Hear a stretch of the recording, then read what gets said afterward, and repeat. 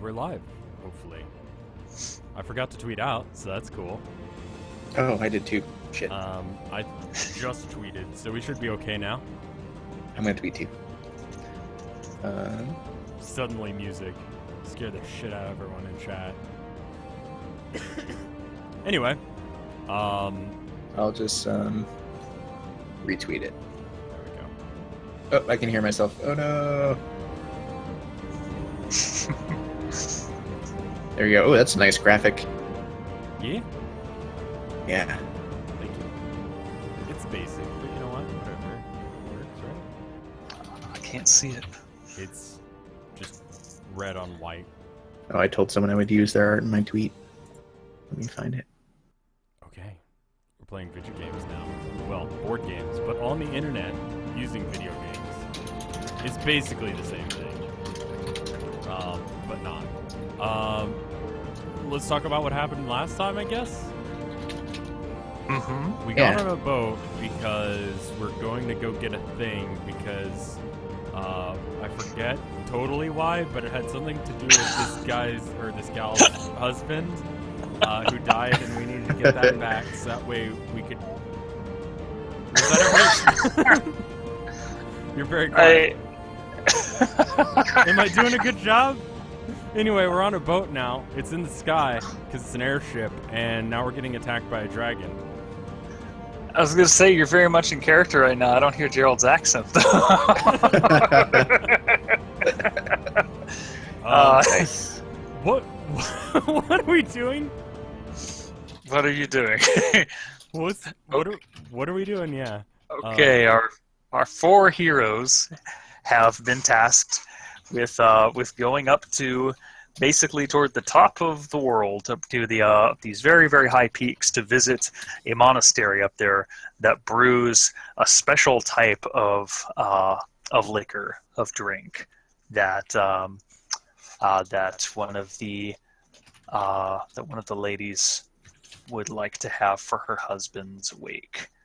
Griselda for her husband's wake. So, having joined the ship, the crew of the Wager, captained by Alana Jedek, and with her first mate Thrald and her shipmate Viren, our four heroes have taken to the air and learned about the airship and how it works. It's essentially powered by two enormous elementals that magically power it. And as we've been soaring through the air in the early morning, something appears out of the sky. And that's where we stopped last time. And that is where we stopped last time. So pretty much like I said. I was mostly right. None of what I said was wrong. It just wasn't very detailed. Yeah. Okay. Anyway, how are my audio levels now? Am I still quieter than everyone else? I tried to tweak it a bit. I forget where I put the sound levels last time to make it work. But that's cool. Oops. Me not knowing what the fuck I'm doing is pretty, normal. And we're not going to spend a lot of time explaining our characters, just because you could always go back and watch either the first stream of it on Rev's channel, or in the second, there's also a recap at the beginning of that. We're just not going to spend a lot of time on that this time. Okay. Yeah. Just we got some work to do. Still pretty quiet. Am I fuck?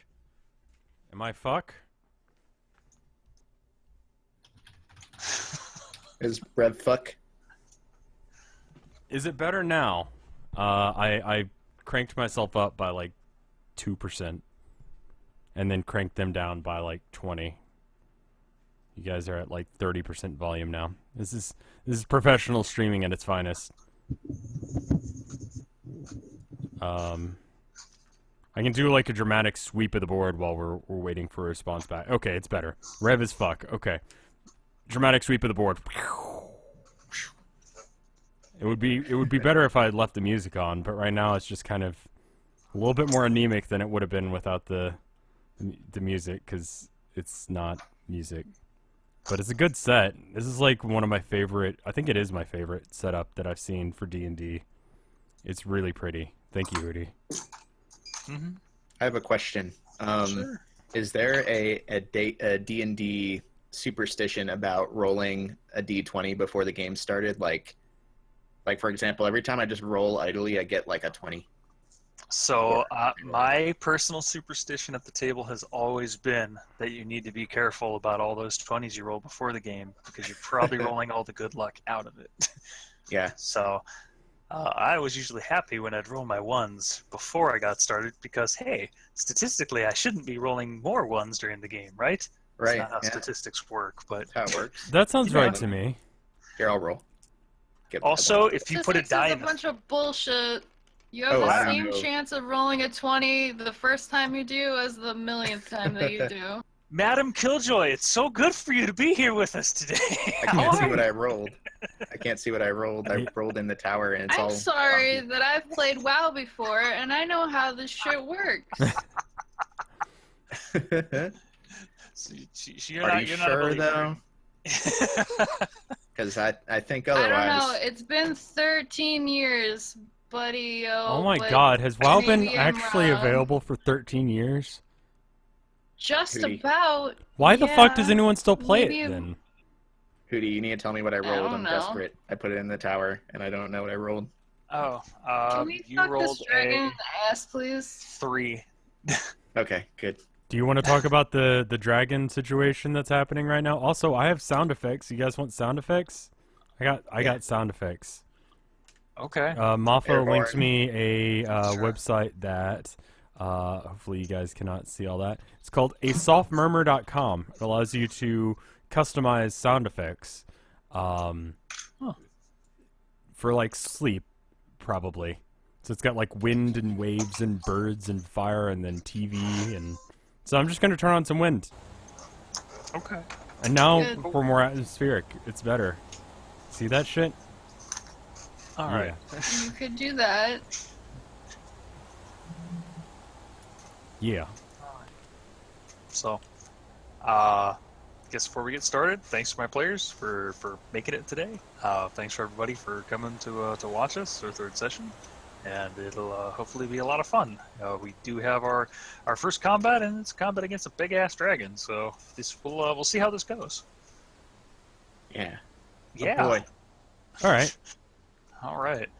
So, first things first, we'll get into this real quick, so we won't have to talk about it later. If you look at the ship, I'm sure Rev's looking at it right now.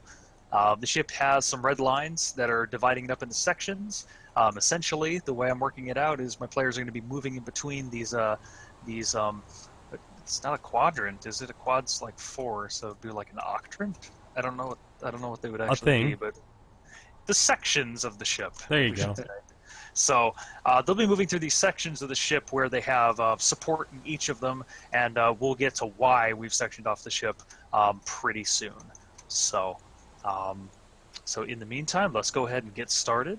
As I said before, in the early morning, the dragon came out of the sky and just shrieked as loud as it could, and the whole ship you could feel the rumble of it.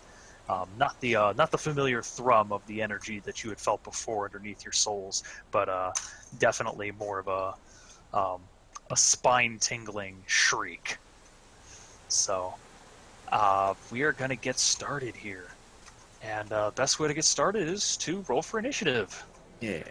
So everyone, go ahead and roll your initiative. If you're not sure what that is, it's going to be a d20 plus your Dex modifier. I'm pretty sure no one here has anything that adds to their initiative otherwise.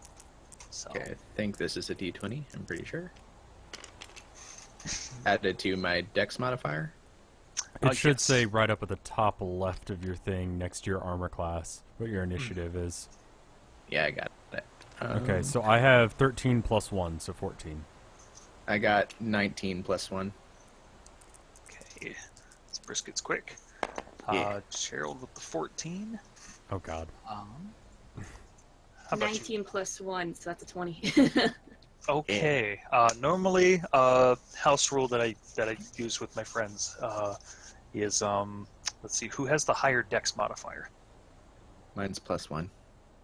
They have the same. Okay. Yeah, we're the same. Does anyone have a higher Wisdom modifier? My wisdom is plus 1. My wisdom is plus 1. Okay. Go ahead and just roll a d20. We'll break the tie that way. Alrighty. And Jen, what do you got? Just in case. I rolled a 2. Good job. Plus a 2. That's 4. 420. The dragon just comes into view shrieking. She just like, what? Is it windy out? something I like how you Yeah. have the highest modifier to actually be good at this, but rolled really low. It's good. I rolled 15 on my tiebreaker. And I rolled 14. So. Oh, okay. So we I will don't- give it to yeah. Brisket. We'll say he's 20.5. All right. Now I'm going to need to roll for my leadership. Glad I seized that opportunity. Must you? We apparently Don't we're getting start in with deep. this. It's already starting. It's Do we get the happening. bingo Don't thing? test me. Is that on the bingo list? Bad dog puns? No. I don't think so. I'm gonna go with a +2 for my leadership because that's their highest initiative modifier there.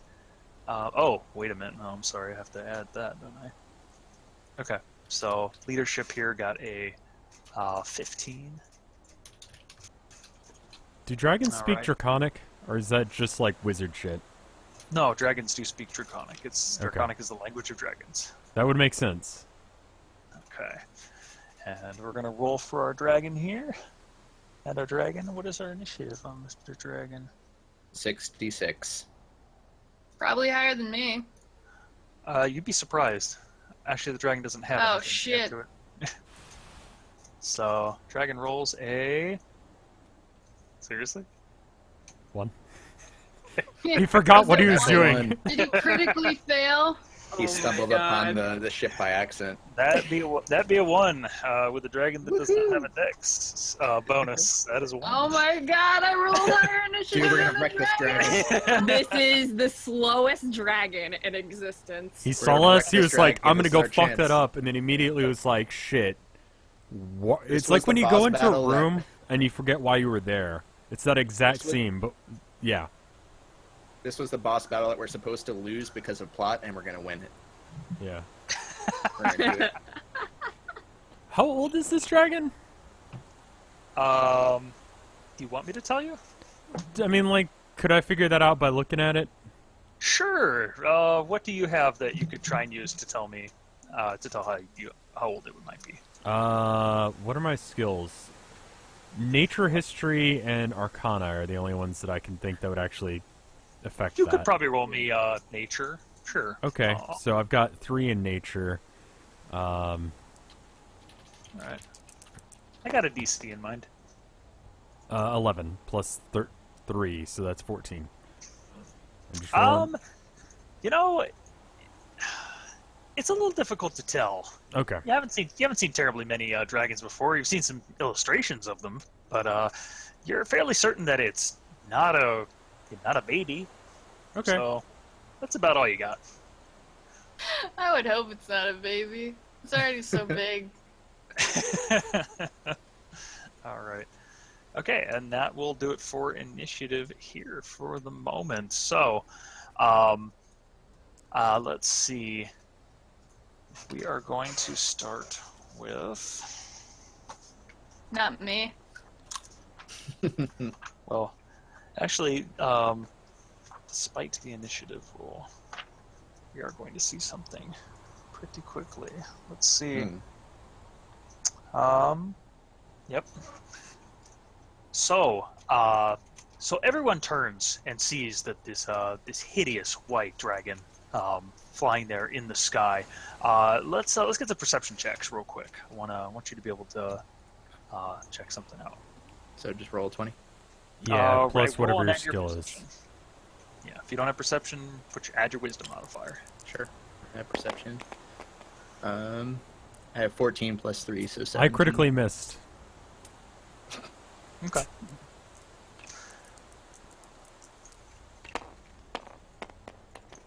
I rolled a 10. Well, I rolled an 8 plus 2 is 10. Okay. 5 plus 1, so 6. Okay. Brisket, you catch something weird that seems to be on the dragon itself. Not on its back, but maybe something hanging from its neck. we'll get to it. We'll get to it in just a moment when it's your turn. Huh. But there is a definitive flash of light that happens just off to the side of the ship where the dragon is at, and you hear it screech some words. Does anyone actually know Draconic? Yep. Ooh. Okay, Gerald, you hear in a scratchy voice that you are able to make out. Sorry, I have like 3 notebooks I'm working with. You hear, "Come forth, my servants. Telculurix demands it." So, another blast of light and shapes start to appear on the deck of the ship. A cold breeze immediately just flows over the area, and these forms just seem to coalesce from the mists themselves. Oh, So, shit. need to check something real quick. Like roll some dice. Let's see. Oh, oopsies, rolled the wrong one. Okay, wow, here we go. All right. Let's see. We're going to ignore that one. Okay. So, Rev, could you take a couple numbers down for me? Sure. Where am I writing these down? It doesn't matter. I just Okay. need you to hang out. Gotcha. Okay. All right, Rev. 3, 3, 3, 3, 3, 3, 5, 5, 3, 3, 2, 2, 3. 3. Okay. Thank you for that. No problem. Let's hope that All 3 is a really good number for us. Okay. So, in the positions that you guys are in, the party actually seems to be split between the 2 quadrants here. It's just how it was just the setup in the combat. If you want to move into a different position on your turn before you do movement, I'm fine with that. Just to make certain where you were. But you see things that start to pop up before you. It looks like how do I describe it? Like a shadow that you can't see in the distance, a formless being, only so close to you, maybe within 5 to 10 feet of you, just starts swirling up from nothingness, and details begin to pop out all over the body. The body itself is squat and large, and as details begin to form, you get the impression that you're looking at a dwarven figure. And not only that, but these dwarves, as they appear on the ship, are actually saddled with icy chains that are just wrapped around their bodies. Okay. What was the 5th number I gave you, Rev? The 5th number you gave me. Yeah, I just want to be certain. 1, 2, 3, 4, 5. 3. Okay. All right. Now just go ahead and give me the numbers in order, please. Okay. 3, 3, 3, 5. Okay, 1 sec. Okay.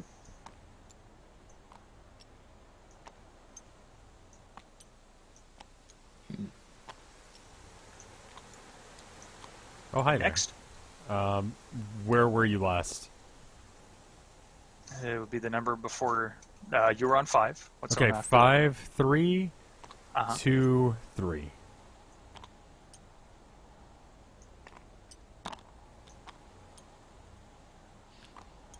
All right. That one was upside down. That's okay. With Well the then. shriek, the dragon continues to flap alongside the ship. All right, let's get started. Brisket, it is your turn. Huh. Oh, okay. So, are the locations of these dwarves, are they these... Did you add them to the board, or...? Yeah. Yes, I've added them to the board. So in your little quadrant here, you have yourself and Gerald, and you also have 3 dwarves, and you also have a crossbowman and 1 other sailor here. That's going to be helping out. Assume that the sailors are all armed, by the way. They look like they're unarmed. They are not. Okay. Can I ask, are these creatures either fiends or undead? You know what? They do not look like they are made of flesh. Okay. It's kind of hard to say whether or not they are undead, just at a glance. But since they just sort of popped out of thin air, you're going to guess there's something going on here, either an undead scourge or something magical at hand. Okay. I'm going to try Turn the Unholy, which is a channel divinity skill that I have. Okay. As an action, I present my holy symbol and speak a prayer censuring fiends and undead using my channel divinity. Each fiend or undead that can see or hear within 30 feet of you must make a wisdom saving throw. If the creature fails its saving throw, it's turned for 1 minute or until it takes damage. Okay. Alrighty. So let's see, 30 feet of you. All right, that's going to be within your section right there. So they need to make a wisdom saving throw. Let's see. Okay. So what is your saving throw? For magic, let me see. I have my spell attack bonus, but which saving throw? Your saving throw for your paladin should be under your spell save. 8 plus your proficiency plus your charisma modifier. 13 is my spell save DC. 13. Okay. Alrighty. So we will do that. Okay. And we have 1, 2, and 3 right there. So I'm gonna roll 3 saves for them. 1, 2, and 3. Okay. All right. So, so the pup bears a holy symbol. Where do you keep your holy symbol, by the way? Is it on your armor? Is it like something you hang around your neck? Yeah, it hangs around my neck like a collar. Like a collar? Okay. You kind of present your collar to them and let it shine, and you bark out a prayer. And as you do so, two of the dwarves that are staring you down immediately look unnerved, and they will now act as though they are turned. So, and I assume you know what that is, but I have it here if you need me to read it to you. Okay, that's fine. I'm looking at it right now on my handbook. Okay, and then can I put myself between the turned dwarves and the edge of the ship so that they would, hopefully in a way to try to get them to just fucking jump ship, trying to get away from me? If that's doable. I can't really allow that. You're Okay. pretty much just trying to ward them off at this point. But Sure. But maybe for Okay. another action. Let me ask this too. Are there any like cannons and cannonballs nearby? So you hear a rummaging down below and some distant calls from below to bring up the ballista.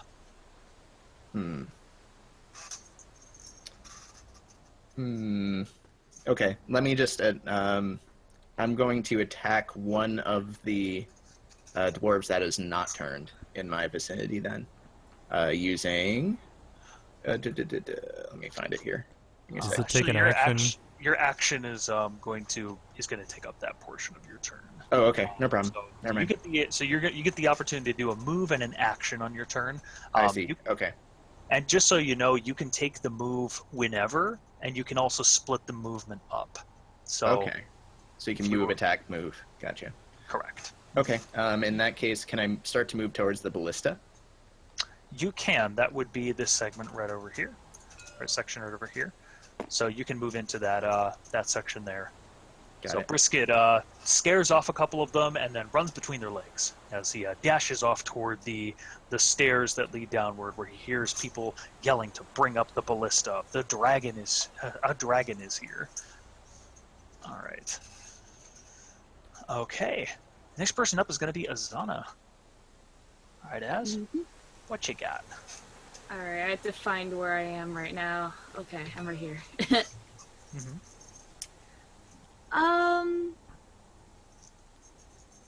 I think just for this turn, I'm going to stay where I am and actually summon my packed weapon.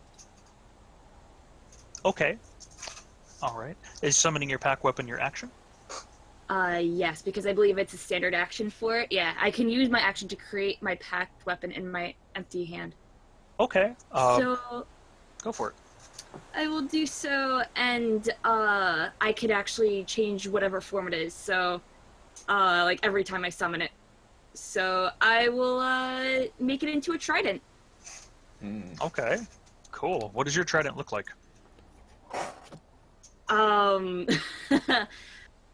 Since I bonded with an arch devil, it would look like a stereotypical devil's pitchfork trident, like.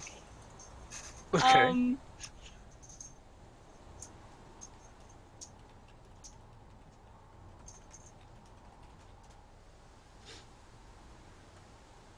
I know that there's lore on like the page for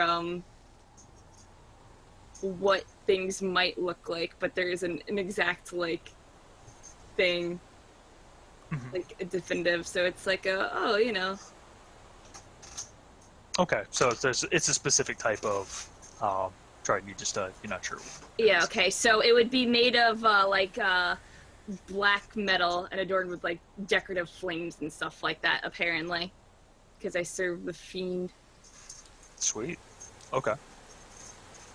Awesome. All right. You summon forth your trident into your hands, and does it? So it looks like real metal and whatnot, right? It looks like a real weapon, not like yes. Not like it's yes. Okay. Neato. I like it. Alrighty. What? Make fun of me saying Neato? Oh, okay. Alright. Cool. Alright, good stuff. Oh, jeez. I'm writing all over my initiative. Okay. Let's see. Alright, and you're deciding to stay put for your movement here? Yes. Okay. I want to defend the people around here. Okay, sounds good. All right, next up is going to be the leadership that are here. So, let's start with the center of the ship here, Thrald. Thrald has a rather wicked-looking two-handed great axe in his hands, and he looks ready to just go to town on these things that have appeared.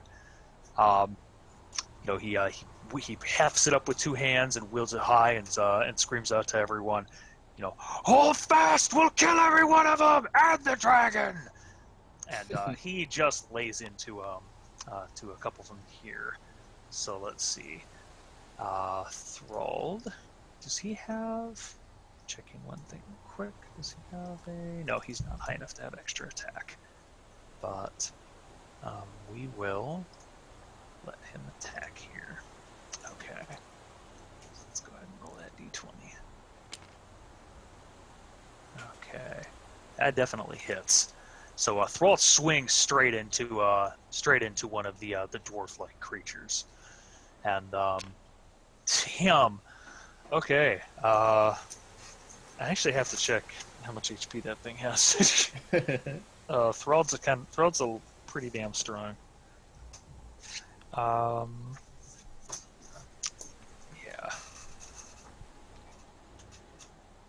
Damn. Okay. So one of these dwarves just takes up the great axe to the head, as he brings it down straight onto its skull, and the sound effects are still there. The sickening thwack of the axe sinking into the creature, and its eyes kind of glaze over, and it's staring the orc down, and it still doesn't look like it's really fallen yet, but it does have its axe in its head at the moment. Alana is over in the same square as Wendho and Azana. And let's see. I just want to check this real quick. Okay. So, Alana is going to turn around and look at the dragon overhead, and drawing a beautiful looking rapier, she points it at the dragon, and says, "Not my ship, you lizard!" And bursting forth from her rapier are searing beams of hot light that scorch outward toward the dragon. So, okay, and I need a ranged spell. Sorry, I'm still trying to figure out all my stuff here. That's cool. There it is, spell attack. Okay, so she's gonna get 3 spell attacks here. Oh. Wow. Okay.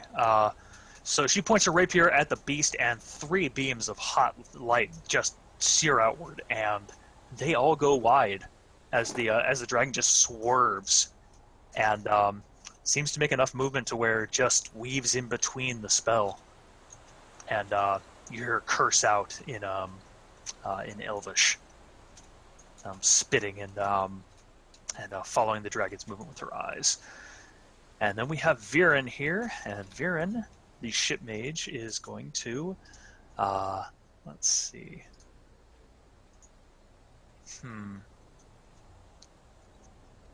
Viren, seeing some of the creatures approaching him, right over here, he's going to quickly weave a spell and tap it to himself, and encase himself in magical armor, so mage armor. And that will, let's see, yeah, he's not going to want to move away for the moment, so he's just going to stay put. Okay, next up's going to be Gerald the Wizard. Okay, so Gerald has always wanted to fucking fight a dragon, because that's what wizards do. But before we get into that, I need to know a few things. Sure. First off,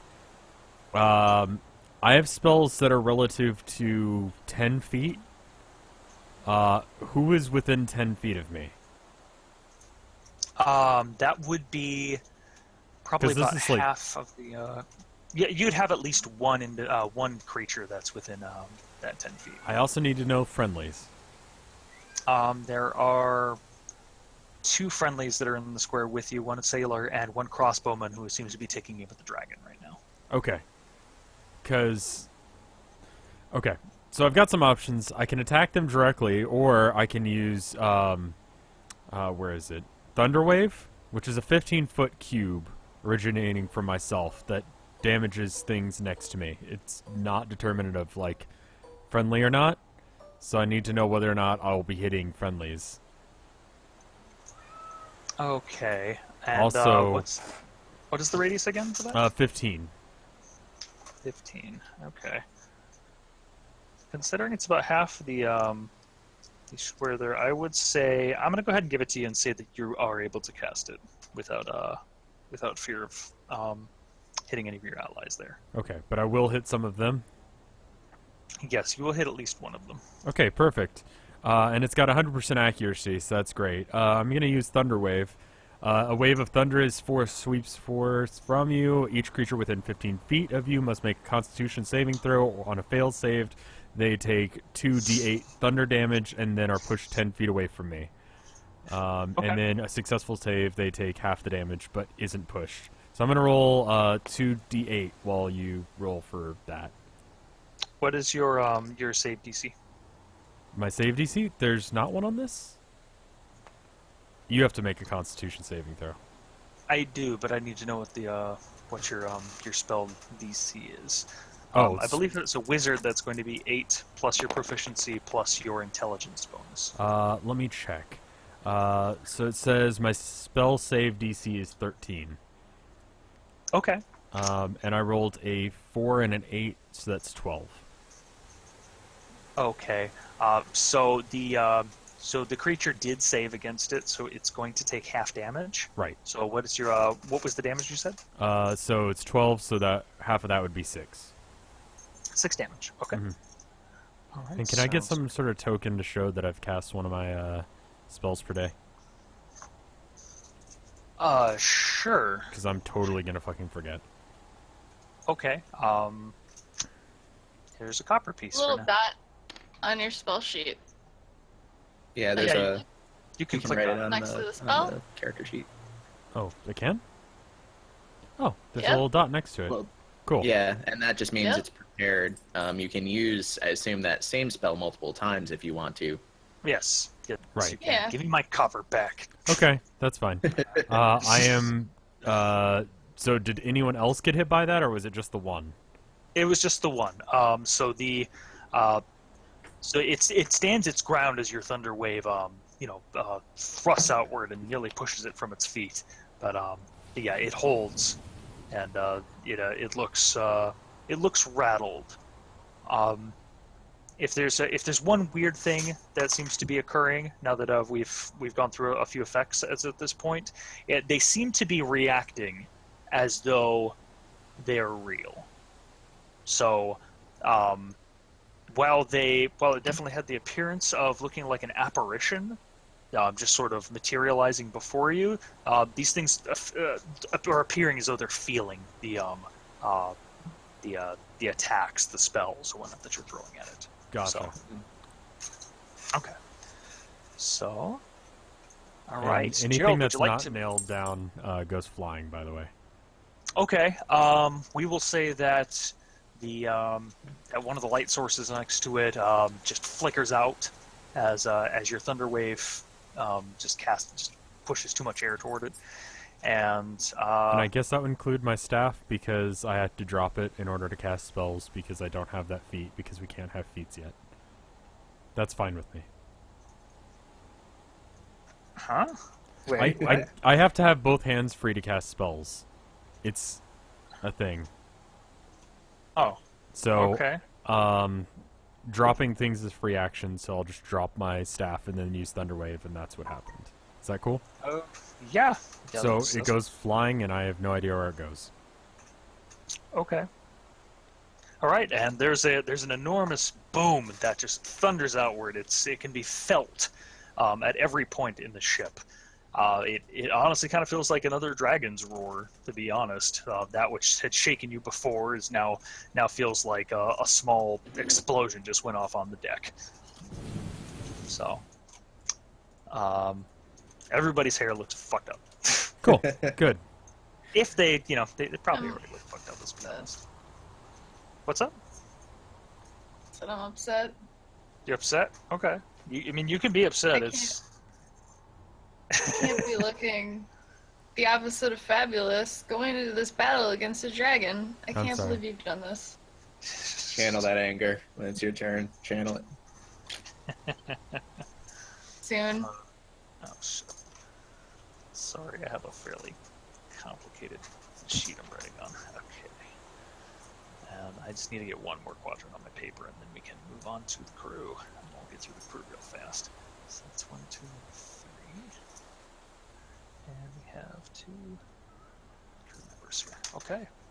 Perfect. All right. So the crew take up their arms, and they and you hear them all scream, "Ah! Protect the wager! Protect the captain!" And they start swinging at the dwarves. So, let's see. Quadrant 1, we have 2 characters that attack there, and one of them is going to connect and hit. And I'll take that so I can deal damage later. There's nothing in that quadrant. We have 3 in briskets, but we only have 1 that's currently free to attack. So he will. Alrighty. And then the 2 here. And then 1 here.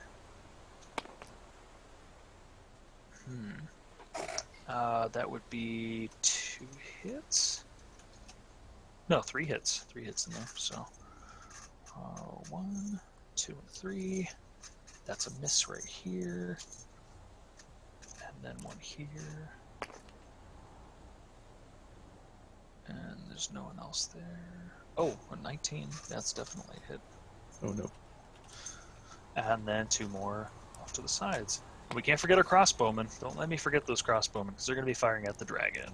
And I do want to say that I have an ability that any attacks of creatures within 5 feet of me get a disadvantage because of my protective fighting style. How does that work again? I'm sorry? Let's see, fighting style protection. When a creature you can see attacks a target other than you that is within 5 feet of you, you can use your reaction to impose disadvantage on the attack roll. You must be wielding a shield. Okay. So yeah, as long as you're having a shield, you can use your reaction when something else is attacking, which is essentially, do you remember what an attack of opportunity was? Like you got a chance to hit back, essentially? Kind of. So reaction kind of encompasses both of those things now. So you have a reaction to where it's like, I see one of my allies get attacked. Okay, I want to use my reaction to impose disadvantage. Or it can be like, this guy's trying to run away from me. I'm going to attack him as he's trying to leave. Gotcha. So you can't infinitely react to everything within a square of you. Correct, yeah. That was a little broken, yeah. Well, I'll try to protect at least one guy at least if someone near me gets attacked. All right, so one of the crossbowmen actually manages to hit the dragon. Success. Cool. For some okay damage. Just say it's okay. That was the crew. I'm sorry. I thought, okay, I'm a dum-dum. No, you're fine. Okay, so I will be rolling for the crew's damage and whatnot as we continue on. So I'm going to keep moving though. Wendho, it is your turn. So go ahead and let me know what you're up to. Also, you're outside of my frizzling range, Jen. So don't worry about it. You can still look fabulous. Oh, thank God. I know is this so is important to me. Okay. All right. I'm going to cast Dissonant Whispers on the dragon. Okay, now what is Dissonant Whispers and how does it work? Dissonant Whispers is me whispering a discordant melody that only one creature of your choice within range can hear, racking it with terrible pain. The target must make a wisdom saving throw, and on a failed save it takes 3d6 psychic damage and must immediately use its reaction, if available, to move as far away as its speed allows from you. Okay. So you start humming underneath your breath, and as it goes for a couple of stanzas, it gets more and more haunting as you do so. And having built up a rhythm, you start shouting it into the wind to try to get the dragon to react. What was the save I need to make? You must make a wisdom saving throw. Wisdom, okay. Alrighty. Okay, so so you shout at it, and you can feel the magical energies as you try to unnerve this dragon, to pierce its hard hide, and to get into its mind. Unfortunately, it doesn't seem to do much. Sorry. It does not seem affected. Is the dragon deaf? Nope. Well, then it still takes half damage, and it just merely doesn't have to move away. Okay, go ahead and roll your damage.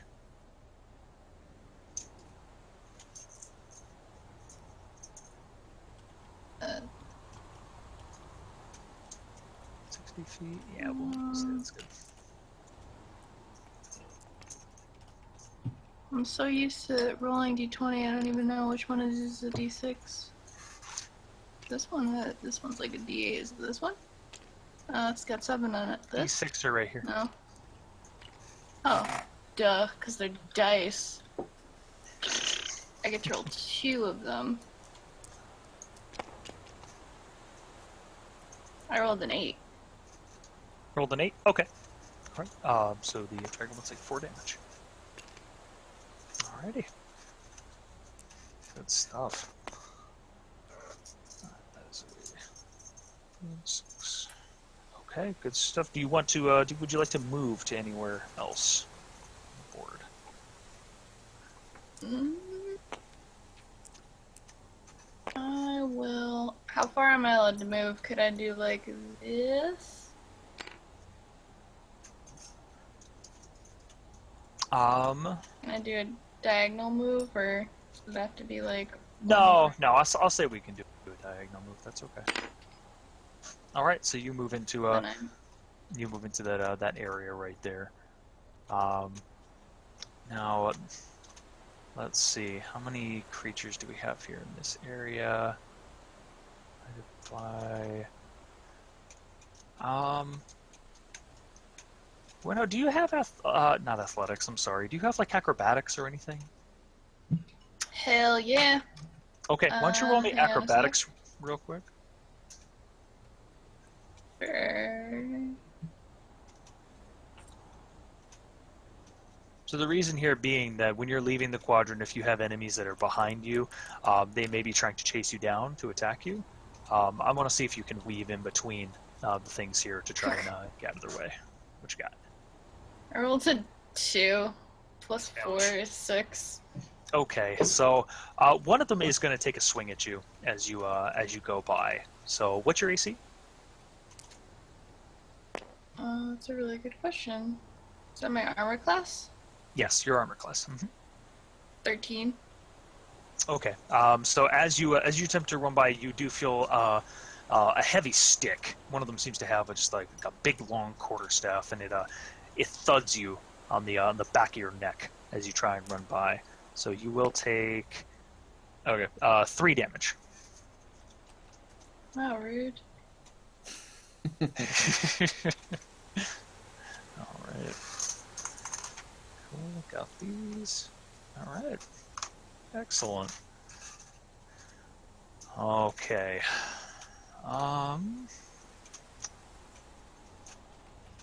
Let's do this.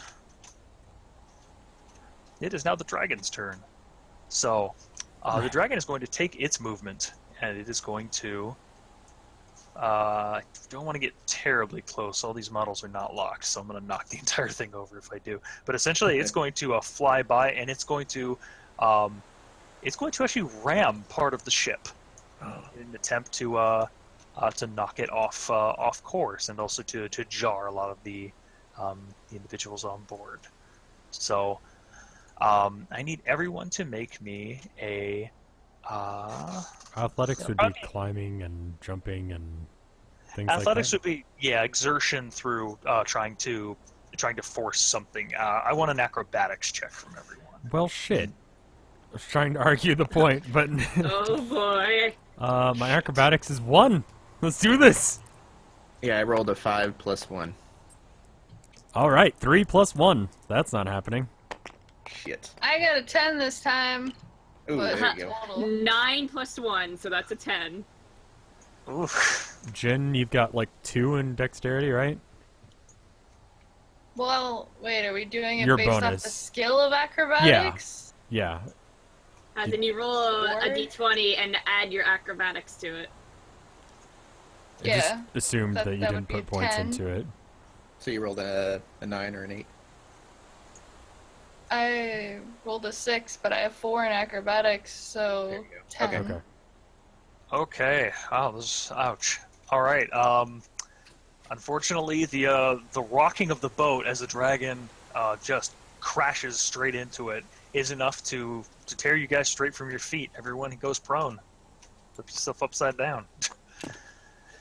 I'm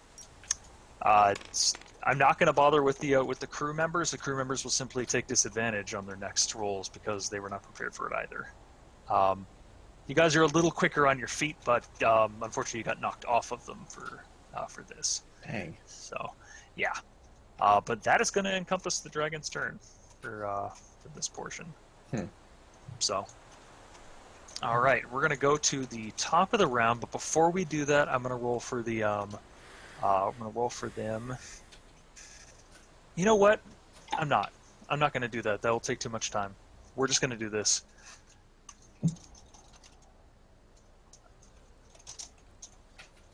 We're going to say that these dwarves with these chains around them, these shackled dwarves, we're going to put them with the crew. So we're going to have all the fighting occur on that initiative portion. So, Brisket, you are going to be up. Now, you are prone at the moment. It will take you half your movement to stand up. But you can do so. Yep, I stand up. Okay. So that's half my move. Question: with the other half of my move, can I make it to? Wait, how many ballistas are on the ship? Are they like on both sides, or is there one main one, or what's the deal? So there is nothing that is mounted onto the railings right now. I'm actually going to move a couple of pieces of railing here, just because of how the dragon hit it. Okay.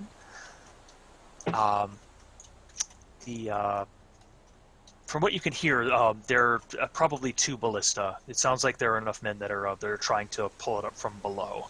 Okay. So you so figure they're 2 still are arming it then. Okay. And I assume it's going to take them a while to actually arm it enough to fire, correct? It's not going to be like a next turn thing? They need to get it up here and they need to load it. Yeah. Okay, then the first thing I'm going to do is attack the nearest dwarf horror creature using Divine Smite. All right. So how does that work? Divine Smite. I just had it and then I changed the page. Give me a sec. That's okay. Divine. Okay. You hit it when you hit a creature with a melee weapon attack. You can expend 1 paladin spell slot to deal radiant damage to the target in addition to the weapon's damage. The extra damage is 2d8 for first level spell slot, 1d8 for each spell level higher than first, to a maximum of 5d8. The damage increases by 1d8 if the target is an undead or a fiend. So first, I guess I should roll to see if I hit. And then I decide if I want to make it a Divine Smite attack. So. Sounds good. Go ahead and roll your attack.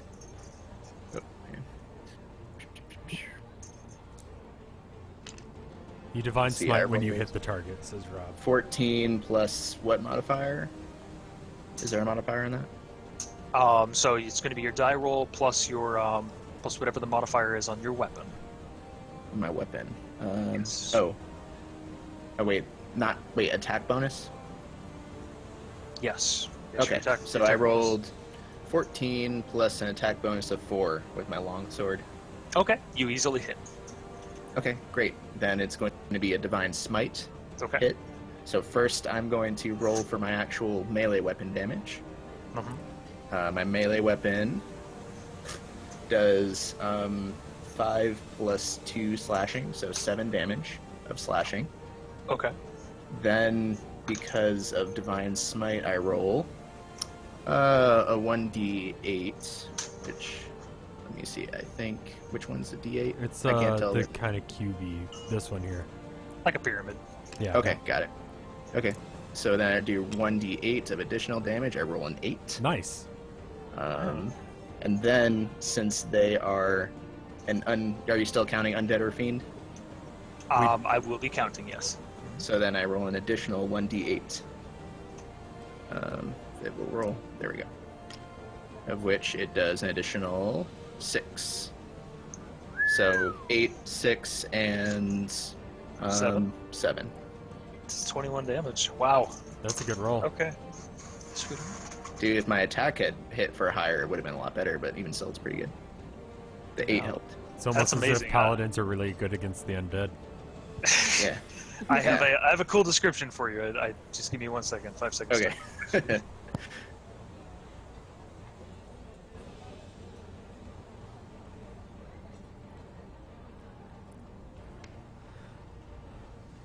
You there? I think he's prepping. Okay. Yeah, you said give me a sec, so. Oh, okay, I missed that. Thunderwave was weak as shit. Yeah, I was wondering if it could be... we're not really in a lightning storm or anything, are we? We're just in the clouds. It's just a 2d8, and hopefully it works. I wasn't sure if there was, like, environmental buff because of that or anything. I mean, like, if shit goes flying and it hits someone, sure. Okay, so Brisket, you pounce forward, and And as you do so, you knock over one of these dwarven creature things, and you bury the blade in between the chains that are resting around its chest, and just sink it in true. And with a shriek, it kind of just evaporates back into mist and a little bit of partial slush and snow. Yeah. So, bam. Let's go ahead and grab one of these off the table. Yeah. Awesome. Very nicely done. Thank you. So, And then I still have half a movement, right? you still half of a movement, yes. Mhm. Okay. I'm going to move again towards where they're setting up the ballast, or what, the ballast, or however you pronounce it. Ballista. Yeah, the ballista. All right, That's what they're still down in the level below. So, do you want to try and go down there to help them, or are you just trying to like clear a path for them to get up here faster? Oh, that's a good point. Okay, I guess I will just stay up here near, or actually, well, I used an action, alright. Okay, I'm gonna stay close to Wendho to protect her while she gets up. Okay. Because fuck these other, no-name NPC people, so. That's always a good way to put it. Okay. Good dog. Good. Azana, it is your turn. Okay. So I'm gonna get up using half of my movement speed to do a flip in the air and then land on top of them. It's fine. Nice. That's some sick shit, bro. All right.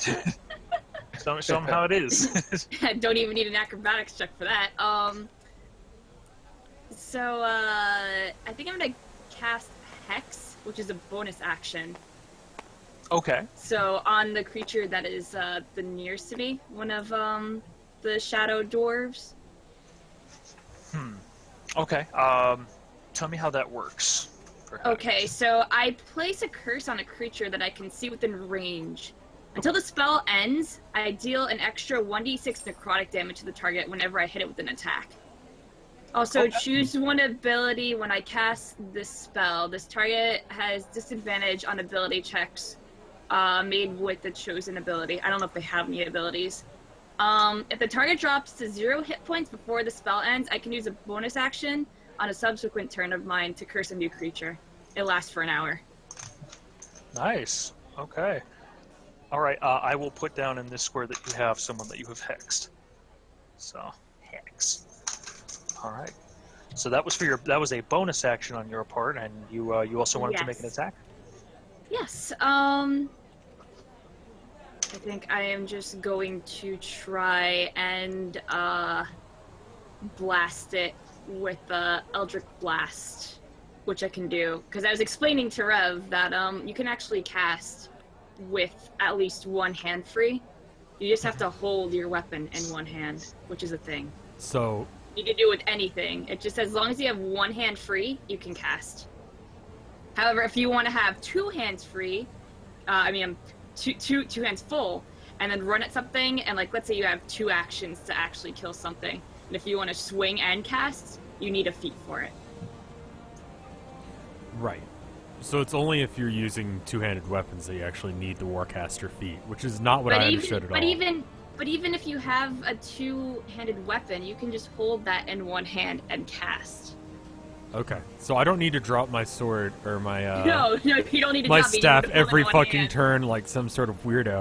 As a free action, you just be like, I hold this in one hand and Because I was like, this is really dumb, but this is the only way I can cast things. I trust me, I looked it up because I wanted to try to have a two-handed thing, and it did not work out very well. I trust you. Yes. So, I'm going to cast Eldritch Blast on the Hex target. So, make a ranged spell attack against the target. On a hit, the target takes 1d10 force damage, and then I have, plus my charisma. Okay. Go ahead and roll. What's your roll is?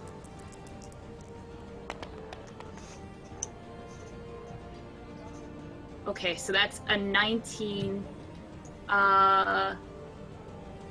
And then I guess that would be +5 because that's my spellcasting ability. So that's 24. Oh, yeah, absolutely you hit.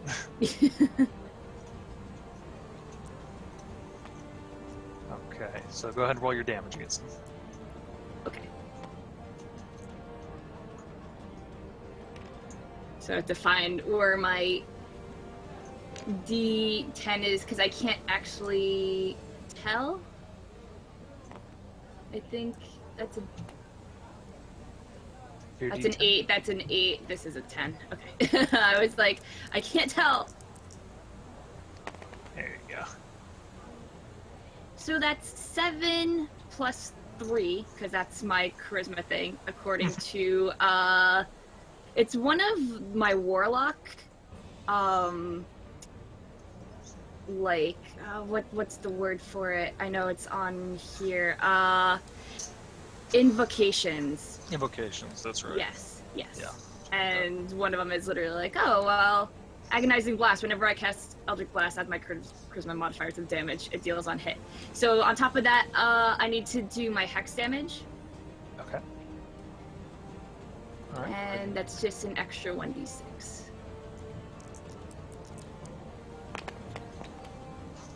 5. 5, okay. 15 damage. All right. So you mutter a couple of dark words toward one of these dwarves, and you stab forward with your palm, and an eldritch blast shoots straight from your palm and connects with its face, and perfect accuracy. It's right there in the center of the forehead, and you seem to blow its its frozen-looking head clean off, and the body just crumples to the ground, which dissipates into snow. Nice. And now here's another thing, Hootie. Are you ready for this? Okay. Starting first level, when I reduce a hostile creature to 0 hit points, I gain temporary hit points equal to my charisma modifier plus my warlock level. Nice. So that would be 6 then? That would be 6. Okay. Go ahead and add those temporary hit points. Oh my god, that's a lot. It's like one hit. Yeah, this is why I set this up. It's like, oh yeah. So I'm just going to add it to this, and I'm just going to write on my sheet that I have 6 temporary. All right. Excellent work. That was a hell of a turn. Alrighty. Take that off. Dang, I missed everything, didn't I? Yup. She done messed some dudes up. Just say that. All right. All right. Okay, so that was Azana, and the next up is going to be the leadership of the wager. So, let us take care of that real quick. Let's do this. There are 2 people here up with where Viren is, and to make sure he gets to do something. 1 second. Cord is being terrible. Okay, there we go. Alright, Viren. We will. Alright. That seems fine. Seeing that he is all alone, Viren's going to make an executive decision, and in doing so,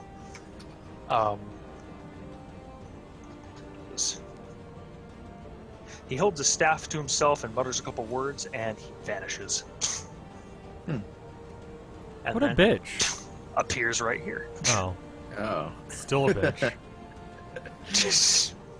Damn. All right, so he'll go ahead and teleport over to this location here, and that will be his action for the time being. Let's see. Lana, seeing that there are two characters here. I've been removing the ones that we've been killing off the boat. I hope that's okay. No, that's perfect. That's perfect. Great work. I appreciate that. Yeah. Swap back to Alana's stuff. And yeah, she's going to.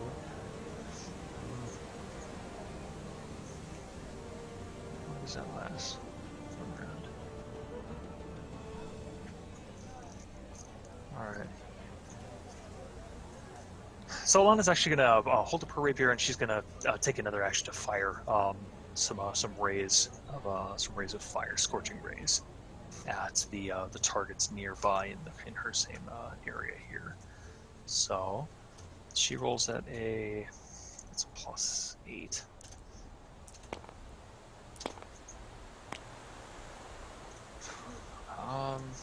Okay, so one of them is going to miss, but she will hit one of the dwarfs there with 2 very powerful flame rays that shoot out and scorch them.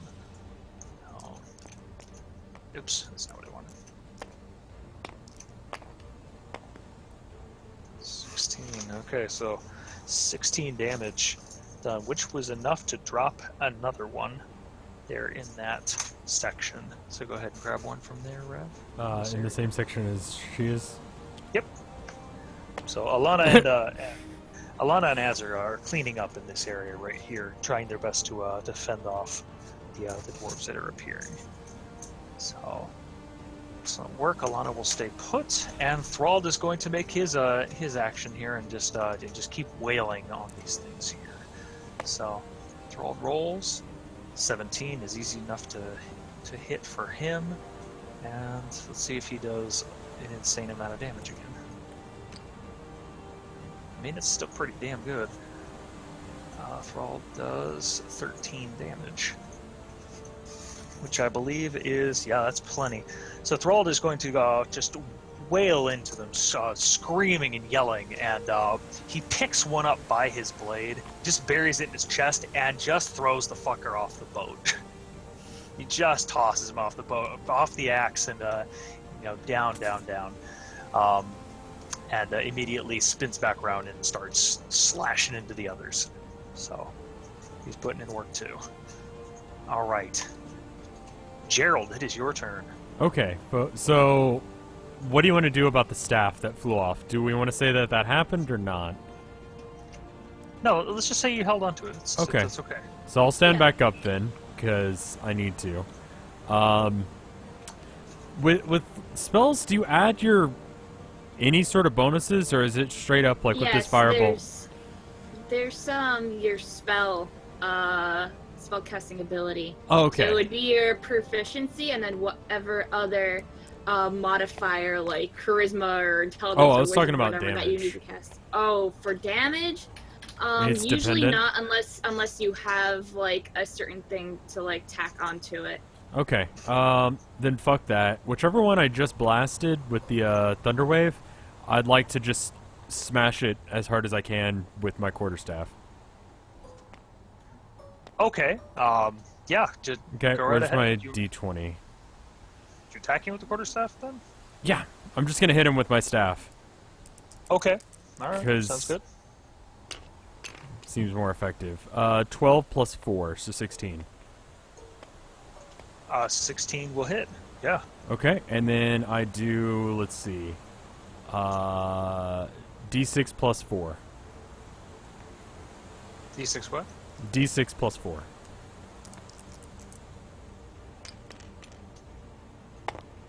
Uh, 6 damage then. Damn. Okay. Yeah, 6 damage too. Yeah. Okay, you thwack one on the head pretty damn hard there, Gerald. Maybe it's the gem. Did you say the gem was uncut on top? Yeah, it's really basic. It's not a It's good. got a nice point to it though. Cool. You carve it down, as you rake it on one of your foe's cheeks. Cool. So Is nice, he dead? No, not dead, but it was a solid blow. Even after the whatever I did last turn? The thunder wave. Yeah. The thunder wave here. Yeah. Okay. I forgot what I did as far as thunderwave damage, so. Your thunder wave was halved. Okay. So you did half damage. That's why. Okay, gotcha. Okay. So. I'm done then. Okie doke. Okay, so now we have both the crew and the others. I'm just setting some dice aside real quick, so just give me 1 second. We'll be able to get to this. One thing I will say is, Gerald, how many dwarves you have there in your section? I believe you have. I have 3. You have 3. I want you to move 2 of those over here, and the reason being is because they are trying to move as far away from Brisket as possible. Right. They're actually quite scared of him. Perfect. So we're gonna put this over here. Very nice. Doing a great job. Alright.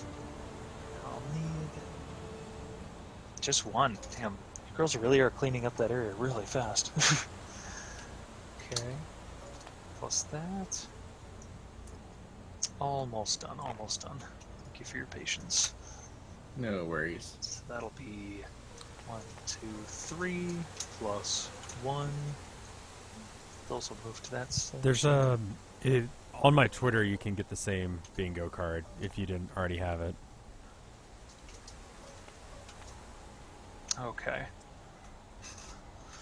Alright, I think I'm good here. I just delete the rest of these. Alrighty. So let's see what we get. We have the 2 dwarf warriors there and a dwarf that kind of resembles a cleric. They have a holy symbol around their neck. So, these sailors are having a rough time in that particular area.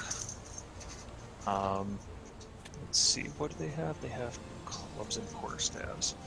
So that's going to be.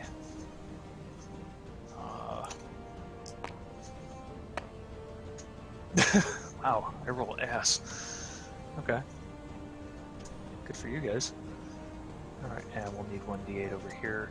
The cleric is going to use an ace. Okay, that's a little better. So that would be 6 plus.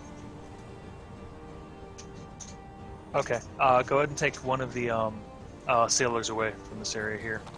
Which area? Point at it. Right over here. This one. Yep.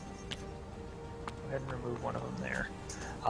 They are being overwhelmed in that particular area. Okay. So this oh jeez, this guy wanted to go flying. They like to don't do get that sometimes. I'm not sure what's causing that. They really do. They're gonna. These 2 are gonna split up here. So one is going to join. One's going to join their crew members up top, and the other one is going to go down with where Thrall is. And that's how they'll do that. Okay. Roll these out. The dwarfs did not do very well in this area. Meanwhile, actually only 1 hit. Okay. Crossbowman fires at the 2 crossbowmen turn around and fire at the dragon, and miss terribly. There's only 1 connection here. Okay. 1, 2, 3, 4, and 5. Actually, no, I don't want that. Got 1 critical miss, 3 hits, and one of the dwarfs, looks like a cleric, bears a holy symbol and holds it up in front of Thrald, and attempts to cast a spell on him. And the ghostly chains that surround this dwarf actually reach out and try and bind him. And let's see what he needs to roll. Kinky. He needs to roll a wisdom.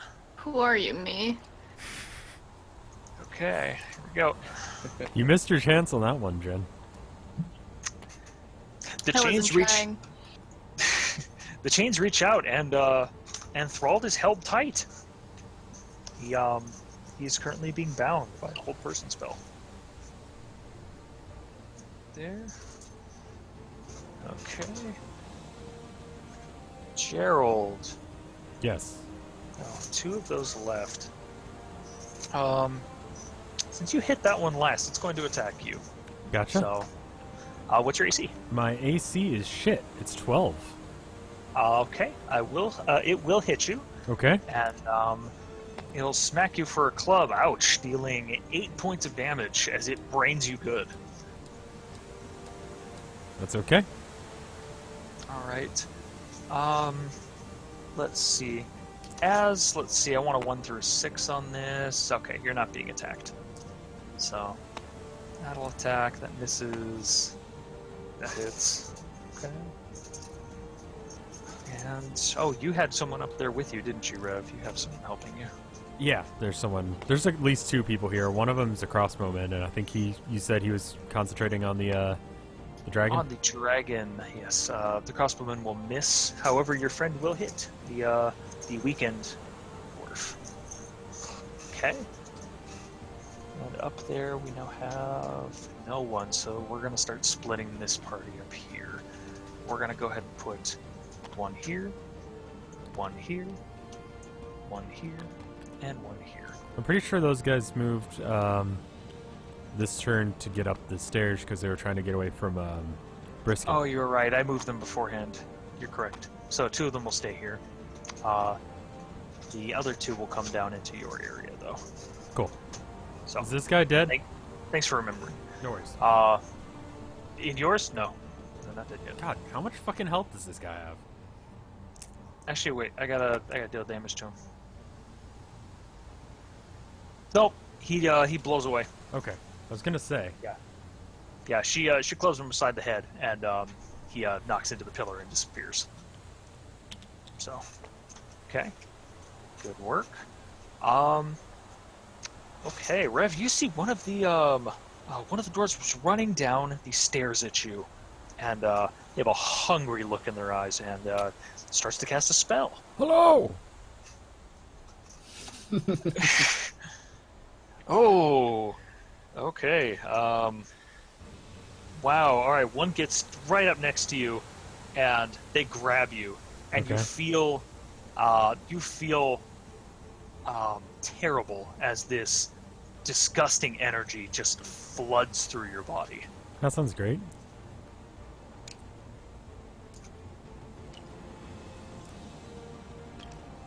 Oh, How much? friend, you take 14 damage. Oh of my necrotic fucking God. energy. Oh my god. Yeah. Inflict wounds got really scary. I'm okay So- though. Luckily, Gerald is swole. Gerald be swole. Okay, yeah, you get grabbed and you feel just the darkness penetrate through you, man. It feels horrible. Great. All right, 1 and 1 and 1. 1 and not just 1. Okay. All right. I got some damage going to be thrown around, but it's all good. Wenho, it is going to be your turn next. So, I imagine you're going to get up from prone. But, yes, it's all you. Yes. What do you say? Okay. I'm going to.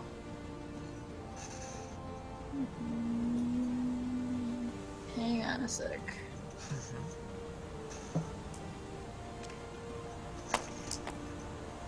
I'm gonna use Healing Word on Gerald since he just got his fucking ass whooped. Thank you. Remind me, healing word's like a ranged healing spell, right? As long as I can see it, I can heal it. That's convenient. That is convenient. A lot better than it used to be. Alright. Creature of your choice that you can see within range, which range is 60 feet, so I assume Yeah. is good. Mm-hmm. Okay. Alright, and how much do you heal? 1d4 plus your spell casting ability modifier, so... Probably charisma.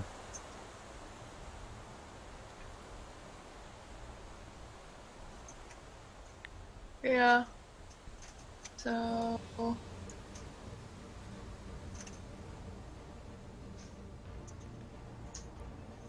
Is there one D4 is this pyramid-shaped one. This one? Yeah. Let me just roll that up. 4. Nice. 4 plus whatever my charisma modifier is, I guess, which is 2. Probably. So that brings me back up to 17.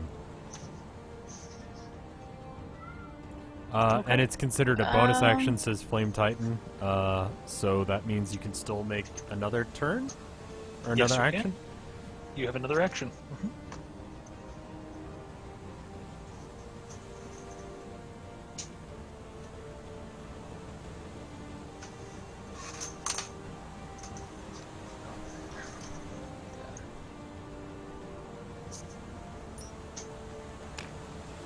Talking about me? Yeah. You have another action. It's a bonus action, apparently, so you have extra... You can do you another have- thing. Oh, you're right. It is a bonus action. That's so weird. Okay. The healing In word may that be case- boobies or daddy, says Chad.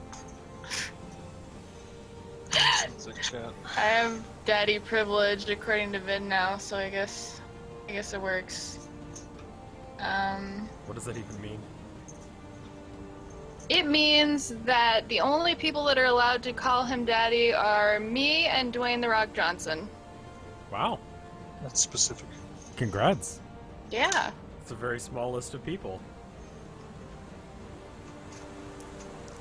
I took it don't as think a that's on the compliment. bingo card, but good.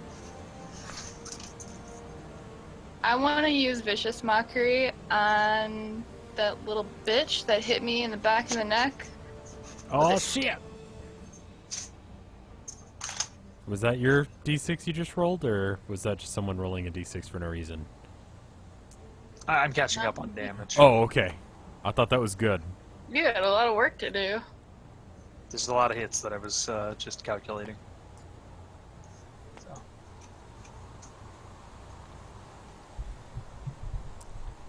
Alrighty. So what does Vicious Mockery do? Oh, this is my. You unleash a string of insults laced with subtle enchantments at a creature you can see. The creature can hear you, though it need not understand you. It must succeed on a wisdom saving throw or take 1d4 psychic damage and have disadvantage on the next attack roll it makes before the end of its next turn. Okay. So you gotta make a wisdom saving throw. And who's Whichever one of the little fuckers that was. Whichever one That hit hit her. me in the back of the neck with a stick.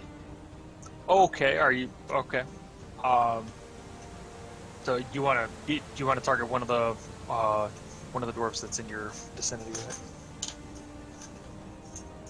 Yeah. Just- Yeah. Yeah. Whichever one hit her? Whichever one hit me. Oh, that one's back in here. So if you want, I can have you target this one. I mean, Okay. I don't have to be near him. He just has to be able to hear me. So vicious As long as mockery. I can see him. Vicious mockery usually has like a really, it's a pretty nasty insult. Do you have any insults on hand that you'd like to toss that guy's way? I thought of one, but I'm not gonna say it. Okay. Do you have one that's family Maybe I friendly? can think. That one was it? Okay. What is really your good question. what's your save DC, by the way? My save DC is 12. Spell save DC, right? Correct. 12? Okay. Yes. All right. Do you got anything biting? Suck my dick. Oh my god, no. You said family First friendly, thing man. I thought about was calling him the first family friendly thing I thought of was calling him a pig. Okay. Swine? Swine is usually good. Alright. Can't think of a word to enhance the word swine though. Okay. Alright. So you unleash a string of nasty epithets toward toward the dwarf, and it doesn't seem to pay you much mind. He did make his saving throw. Oh. It's a good try, though. Damn. I'm Kitty. a little crime dweller. All right. Let's go work, Window. All right. So, it does not take a perception check to note that the dragon seems to be taking in a very deep breath. And Oh no. it definitely seems like it's about to breathe on you. I will say that that's actually its action, that it will simply start to inhale. And it's a really deep inhalation. You can feel the air around you sort of get sucked in a bit. I can feel it. All right. Actually, gonna have that. By the way, is your warning, just so you know. And I'm determining when this thing is actually gonna breathe. Okay. So, top of the round is gonna go to Brisket. Alrighty. Can you hear me? I can hear you. I wasn't sure if I was still mute or not. Okay. How's that ballista coming? You can hear them rummaging just below you. So you figured that they're getting it on the stairs and trying to pull it up at this point. So it has to come to the above deck before it can shoot the dragon. There's no opening for. Okay. Well, shit. There's still a dwarf next to you if you need to do something. Yeah. I was thinking about just attacking it, or if there's something I can do to interrupt the dragon. Let me just look at my character sheet real quick. You got it. I don't think there's much I can do right now. I could always throw my hand axe at the dragon. Should be funny, but probably not worth losing my hand axe. Okay, yeah, I'm just going to attack the nearest dwarf. Just attack to start. Okay. All right. You turn and swing at the creature near you. It looks pretty wounded, the one you're facing off against. So go roll. Okay. I will roll. Yeah. Son of a bitch. I rolled a 6 plus 4, so 10 total. 10 total. I'm afraid you won't connect with that. Dang. Yeah. Okay. I'm going to yell at everyone in my nearest vicinity. It's breathing in! Everyone get below deck! And then just fucking bolt for the stairs, where I'm going to try to get to where the people are trying to bring ballista up, because I want them to move quicker. Okay. We will say that you dash down into the hold below, and they are just starting to wheel the. It is on wheels, and they're obviously pushing it up steps. It's fairly difficult. But you do see there's a rope that's tied around it. Something convenient you could bite on if you needed to try and help them out. Well, I mean, I'm standing on my hind legs. I could just grab the rope. But do I have any? I assume that's my whole turn. I thought you were cute.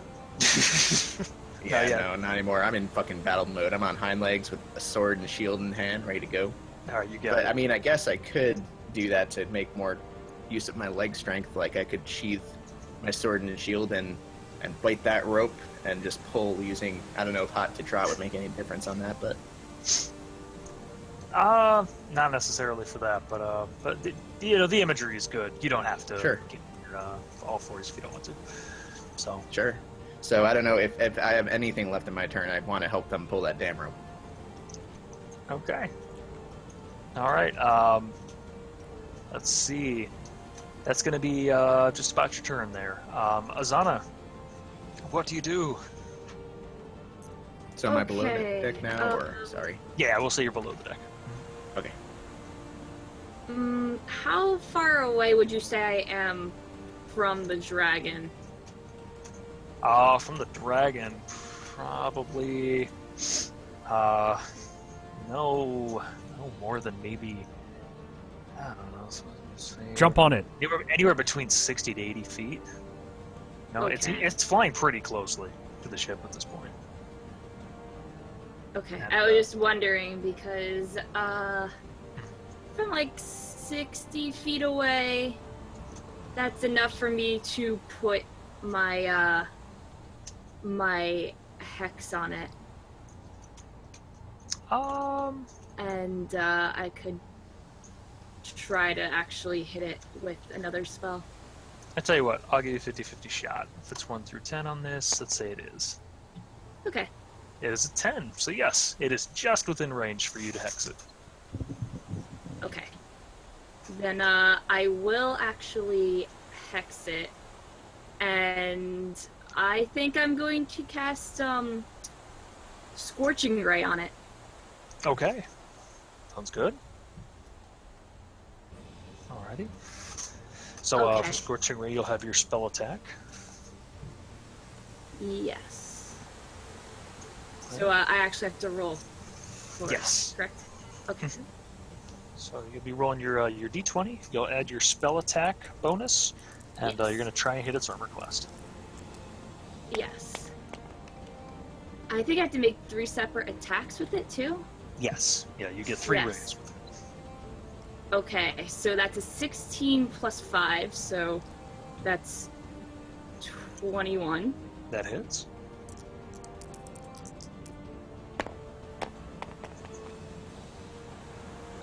13 plus 5, 18. 18 hits.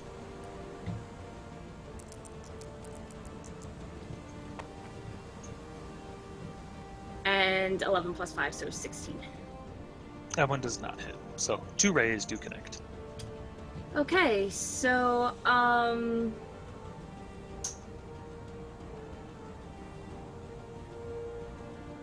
actually, let's see.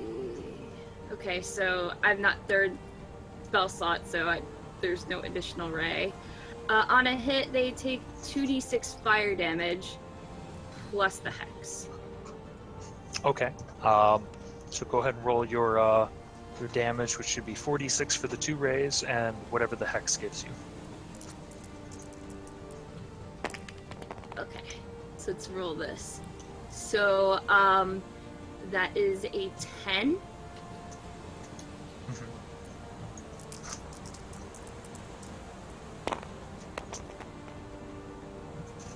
An 11. And then another, I need to roll another 2d6 Okay. for the hex.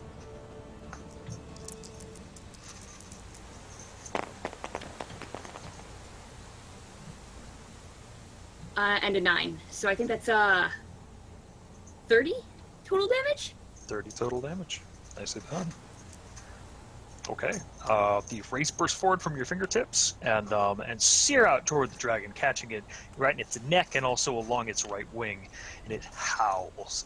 And as it howls, you can see a trailing line of silver and ice that just that wreaks havoc through the sky. And as it does so, it continues to draw in breath to make up for that which it lost. So you have a movement action. What do you do? I will move, if I can, more towards the bottom of the ship, because I don't know if it's gonna actually hit us or not. If I can't, I'll just move as far away from the breath as possible, like into this quadrant here. Okay. Yeah, you can go ahead and move into that corner. All right. There's enough people that you're leaving behind to where it will not provoke an attack of opportunity there. Okay. Good actions. Leadership is now going to go, and Viren looks at the dragon wide-eyed and shouts to everyone, "Take cover! Everyone hit the deck!" And as he shouts that, he screams a couple of syllables and grabs onto his chest. And see a little bit of magical energy swirl about him, and he will throw himself right here. So it's kind of hard to just knock him over because these models. There we go. He throws himself against the wall there. And we'll say this guy is currently engaged. Okay. All right, Alana. Alana is. Sorry, I have to keep jumping back into their spells and all that. All right. It's cool. It's a lot to take in. I know. I'm just like, I have all these spells. Yeah, I'm working with two big casters too. So Alana is going to. Why am I seeing only that? This looks wrong. Oh, never mind. Okay, never mind. I'm good. All right. So Alana will.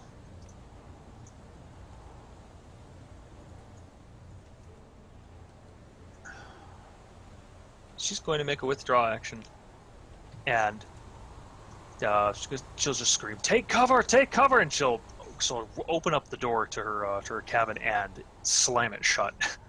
Oh, thanks, bitch.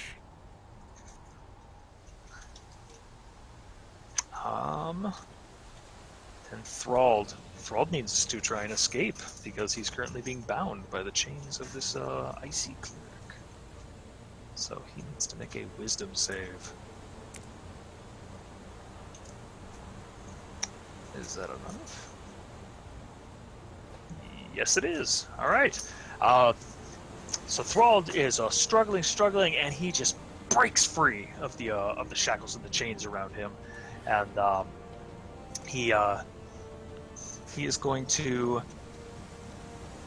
run. Let's see. Where we can go from here. Shoot. No, I guess he wouldn't. He's going to turn and just wail on that cleric. He's going to try and go ham on it. Oh, wow. Yeah, that hurts. Okay, for another, I think that's either 8 or 9 damage. 8 damage, okay. So he will swing hard. Bury his axe blade into that cleric. Doesn't go down, but lets out a shriek.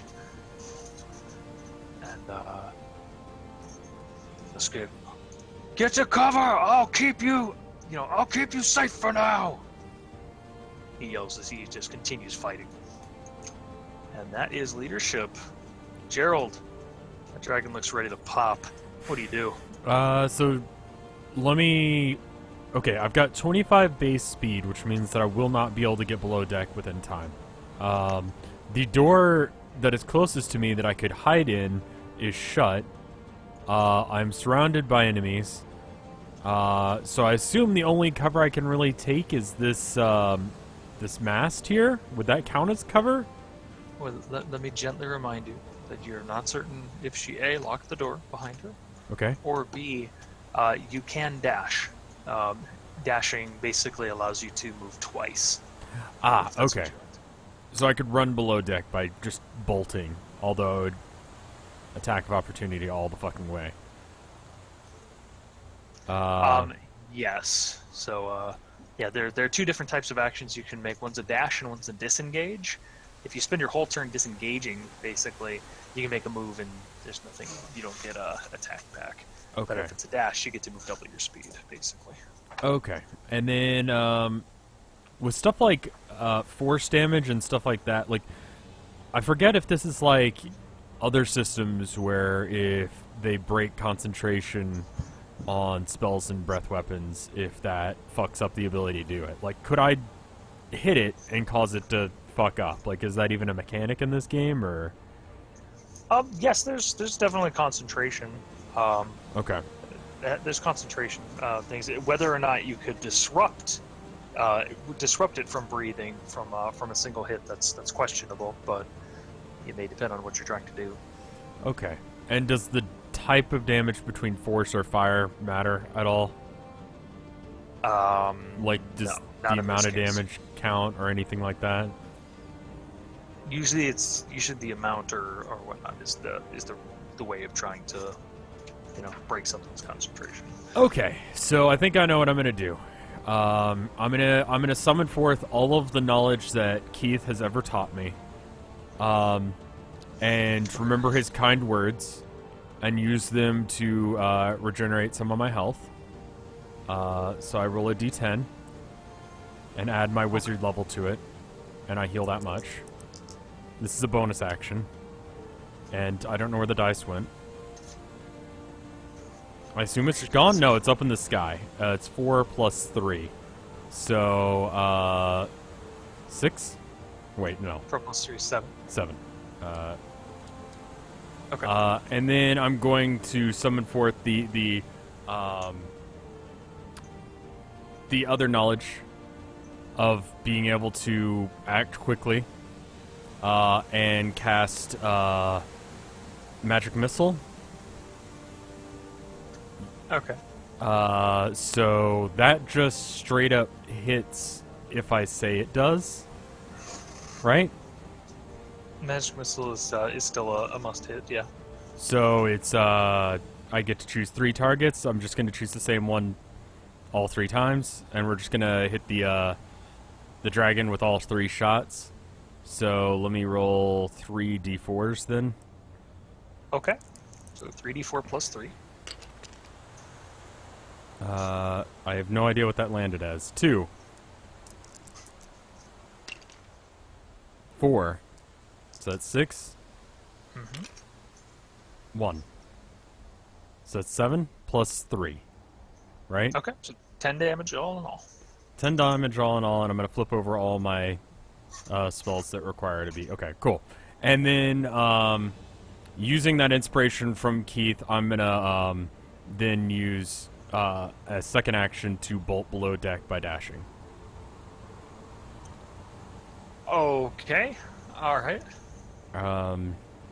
And so that'll be my action. So I hit him with the magic missiles and then bolt downstairs. Okay. So you turn and you let out a couple of weird shrieks and whoops and cries as your magic missiles fly out toward him. Does Gerald's magic missiles look like anything in particular? It's They're going to be a little bit more gaudy and more spectacle based than probably functional in most cases, I would say. Because that's what his understanding of wizard is. You have to be able to see the wizardness more so than the actual like effect of anything. So I would say like glitter and disco ball sort of explosions.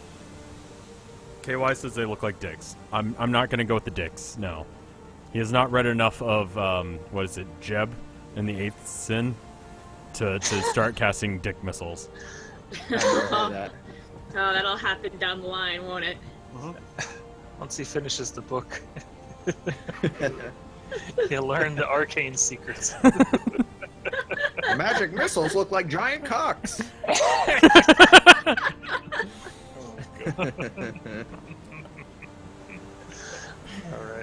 All right. Give me just 1 second, guys. Okay.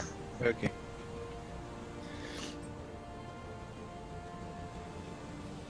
I cast arcane penis.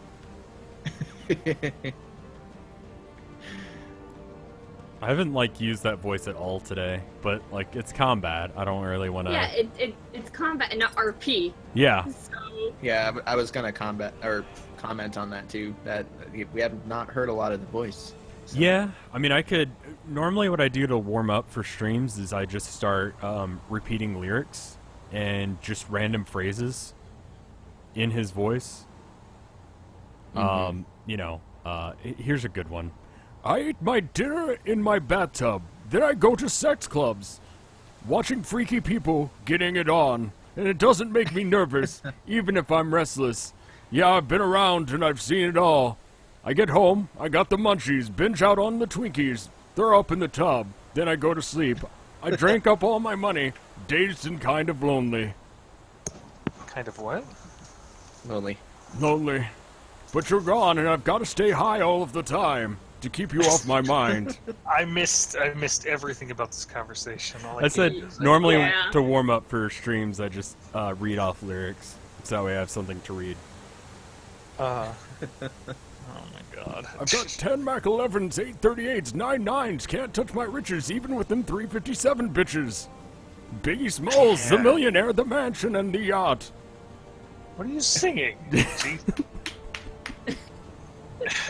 Yeah. God. I don't even know.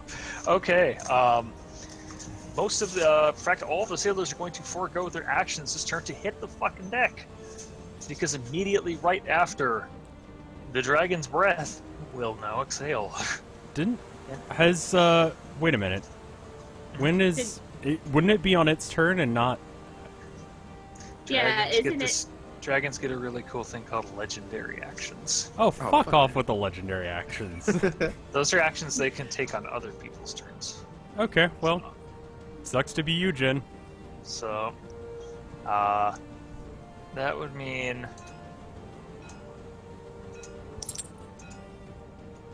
everyone in those areas is probably going to kind of hurt a bit. But we'll see what happens. You never know. All right. Actually, wait a minute. No, hold on. Did my damage actually fuck it up any? Wait a tick. I gotta check something real quick.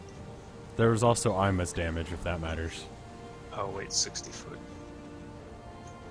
Yeah, that would do it. It is not going to be stymied by that.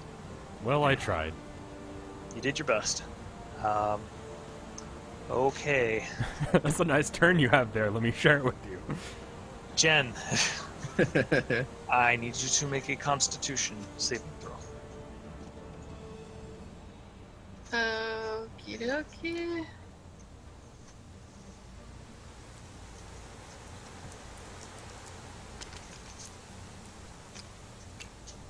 I rolled a 17. Plus And what are you at? your constitution? I don't have a constitution modifier, but I still rolled a 17. Well, you're dead. Not necessarily. 17's pretty good, actually. Yeah. It'll be fine. Constitution's ultra important. That's why Gerald has 33 base HP. Yeah, I had crappy HP rolls. I only have 22.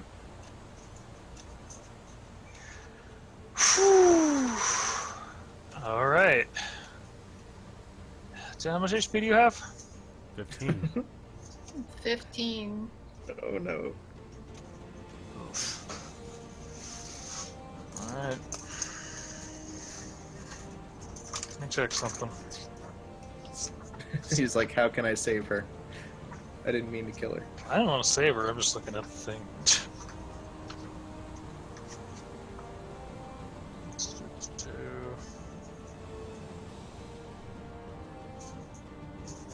Is Gerald the type that wants to get into lifting? That's maybe a wizard thing? Magic lifting. Okay. Goddamn. All right. That would be half that. So. Roll to seduce the DM. I don't think that'll It's work. the only thing left. Yep. Last resort. Oh, that is. Yeah, that's pretty fucked up. Jen, you take 27 points of damage. Oh my fucking god. Ooh. Mhm. Double kill. Okay. You were killed so dead. She's not actually dead. I double checked. When you die, when you drop down to 0 hit points, and/or from but you pretty much fall unconscious at this point. So you're gonna go into death saving throws here. Oh no. So the dragon breathes a powerful frosty breath that encompasses nearly the entirety of the ship. Even as some of the sailors of the Wager hunker down, try to hide behind banisters and railings and staircases. Some of them are still hit with such a force that it knocks them off of their feet and they're just encased in what I'm sure feels like a powerful wintry blast, an icy tomb just enveloping you. And as the breath courses across the deck, Wendho unfortunately finds herself in its wake. And the first thing to go is her feeling of her legs, then her chest, and then finally her consciousness as she falls to the floor. I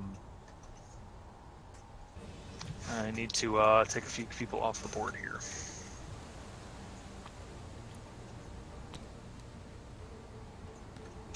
Do the hostile enemies get hit as well? Out of curiosity. That we're in range. They do. They stand in it. Great question. The raging winter storm that emanates from the dragon's maw does not seem to affect them much. Oh, fuck that bullshit. Oh. They're ice dwarves. Yeah, exactly. They're like shadow ice dwarves Yeah. that he summoned, so interesting. What kind of snarky ice pun does the dragon make after roasting Jen?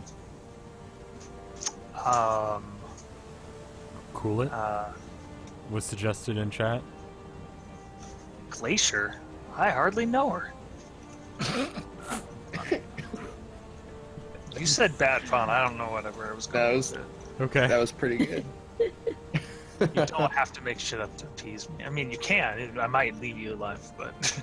No, it was better than I expected. That was well done. That was good. I'm okay with this. Quit buttering me up. All right, let's go. All right.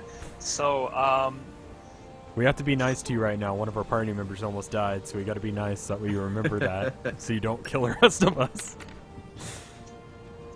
it's actually pretty fucking amazing that she's still here. To be honest, I'll tell you how much this thing can do after we're done. It's actually going to move, and it is going to put its position. Sorry, I kind of have to keep rotating it. It is going to go level with the windows of the captain's quarters. Over here.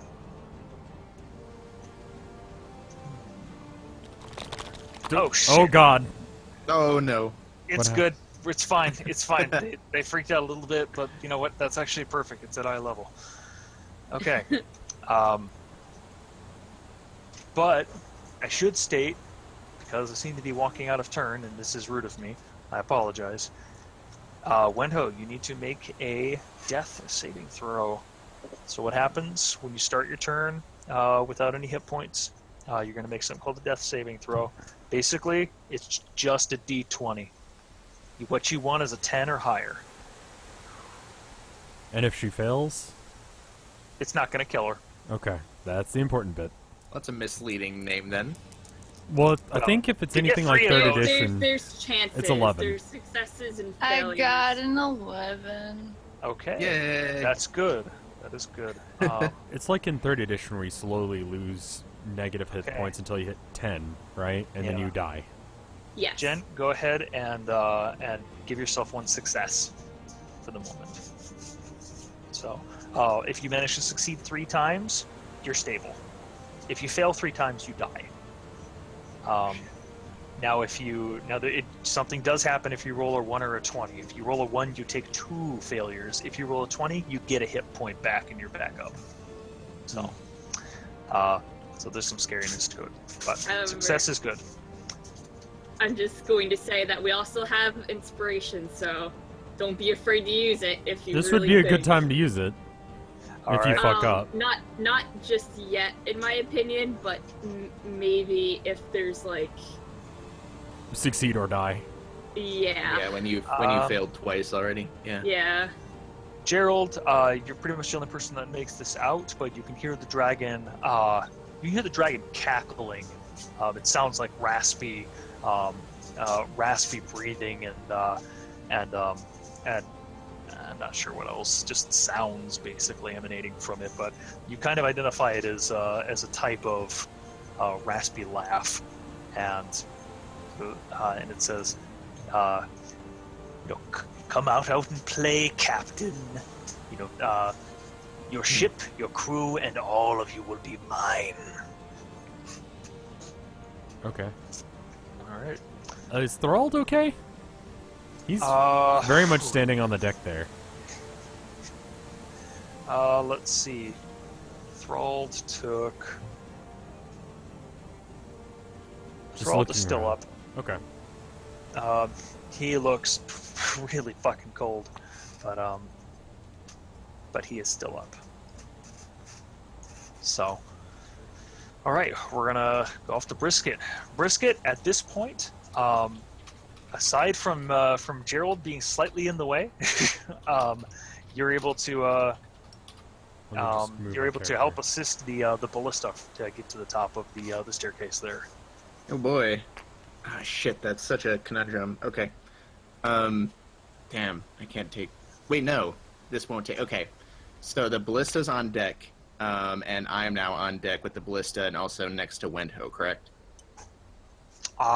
Yes, you can go ahead and move yourself next to Wendho. Great. Okay. So the first thing I'm going to do is use Lay on Hands on Wendho. Let me pull it up. Which, of course, Do I'm that not with totally your puppy different page paws? now. Say again? Lay on. Can you Lay do that with your paws. puppy paws? Yeah, lay on pause. Lay on Of pause. course, that's what I said. So... Shit, I always lose these, right, as I need to use them. Okay. Your Blessed Touch can heal wounds. You have a pool of healing power that replenishes when you take a long rest. With that pool, you can restore a total number of hit points equal to your Paladin level times 5. As an action, you can touch a creature... Oh, it isn't as an action. Fuck. Wait, no, this is fine. As an action, you can touch a creature and draw power from the pool to restore a number of hit points to that creature up to the maximum amount remaining in your pool. So I had 15 to start with because I'm level 3. Mhm. And Wendho had how much HP? 14? Total 15. Can I just fucking max heal her? Is that a thing, or is there a penalty for her reaching 0 first? Or No, you can go ahead and do that. all right, That's totally possible. I just get down on my I get down on all fours for just a moment and just start licking Wendho's face furiously. In order to cast the spell and to rejuvenate her with my holy lick. Holy lick. Yep. 2 words I never would have put together. All right. Okay. All right. You go ahead and channel that positive energy into Wendho, and bring her back from the brink. Jen, go ahead and take 15 hit points back. Yeah. You mean 18? Because I have 18 total. You can no, do a he's maximum only 15. able to. 15 then. I max out at 15 for that heal. Okay. And Okay. then this is not an action, but I also wanted to cast Sacred Weapon on the ballista. Oh.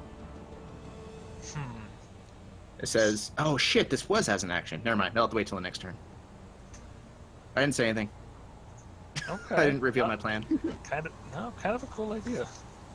Cool idea. Yeah, maybe you should just let me do it right How do now. I stop him? No.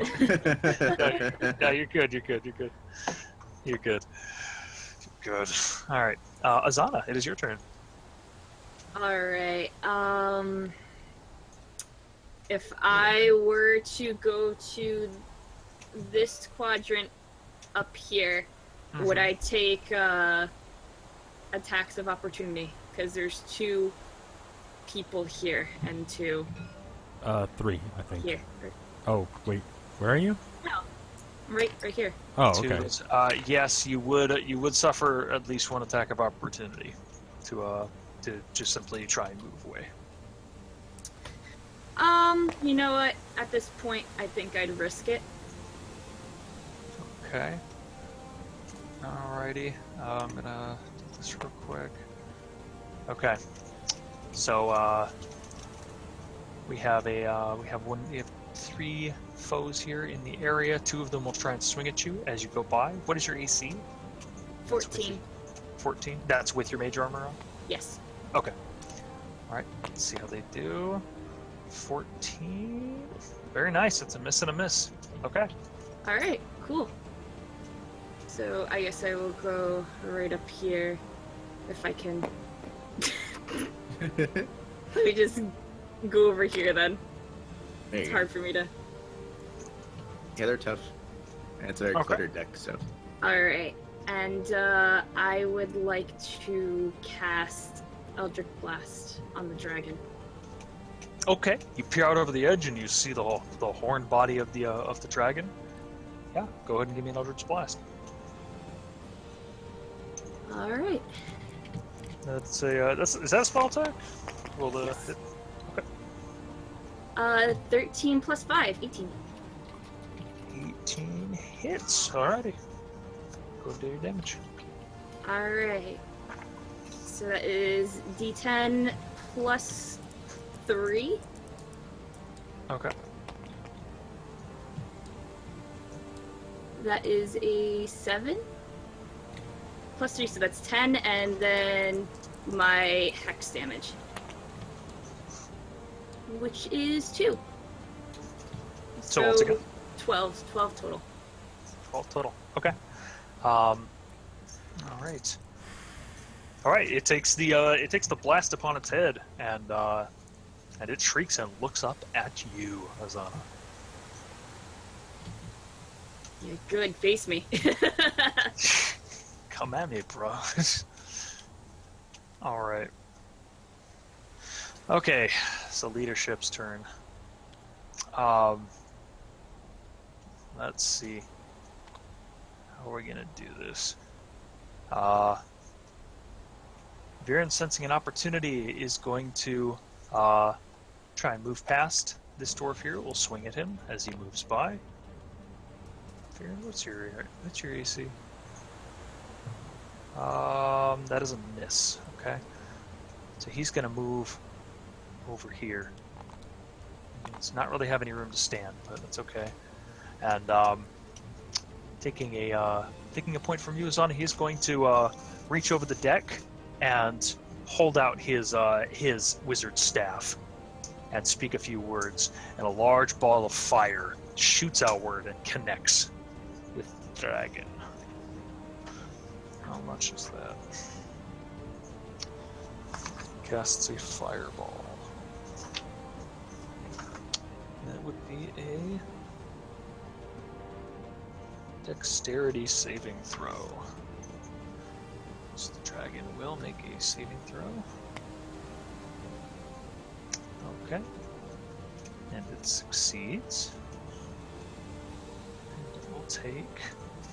Let's see how much damage he does. Here, this will be much easier if we do this.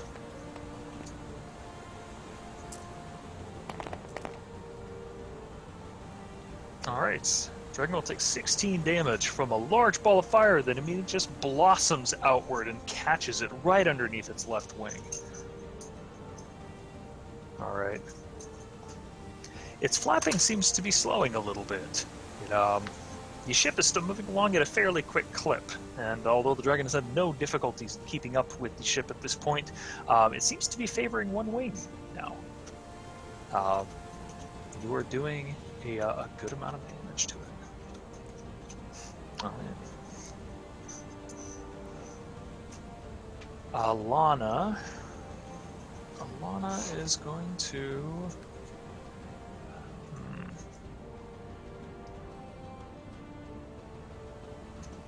She's going to run back out here. And as she's moving up the deck, she's going to stab out at this particular dwarf right here to see if she can... Wow. Okay. Good job. Good job, Anna. Alright. Actually, what is her hit? It's plus 40. She hits anyway. What? It's not.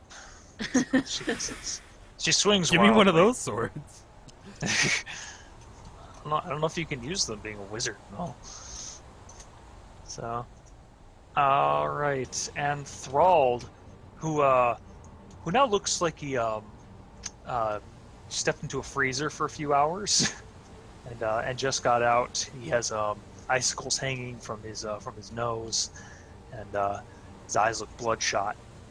But he takes a moment, takes a really deep breath, and just tries his best to stay on his feet. So he'll gain a little bit of hit points back, and he's going to go back to swinging. Never going to stop.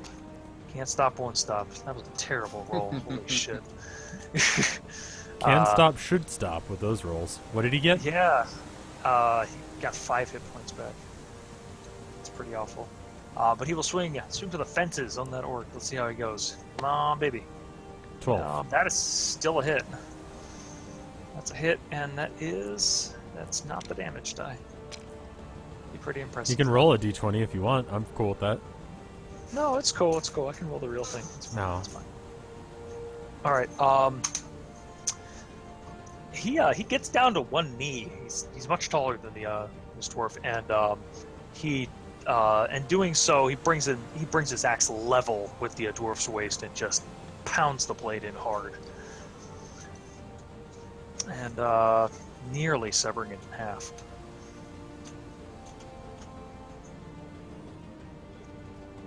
Sorry, I heard a noise. Gerald, it's now your turn. All right. So, fuck. I've been trying to think about what I want to do. Chat recommends grappling and suplexing the dragon.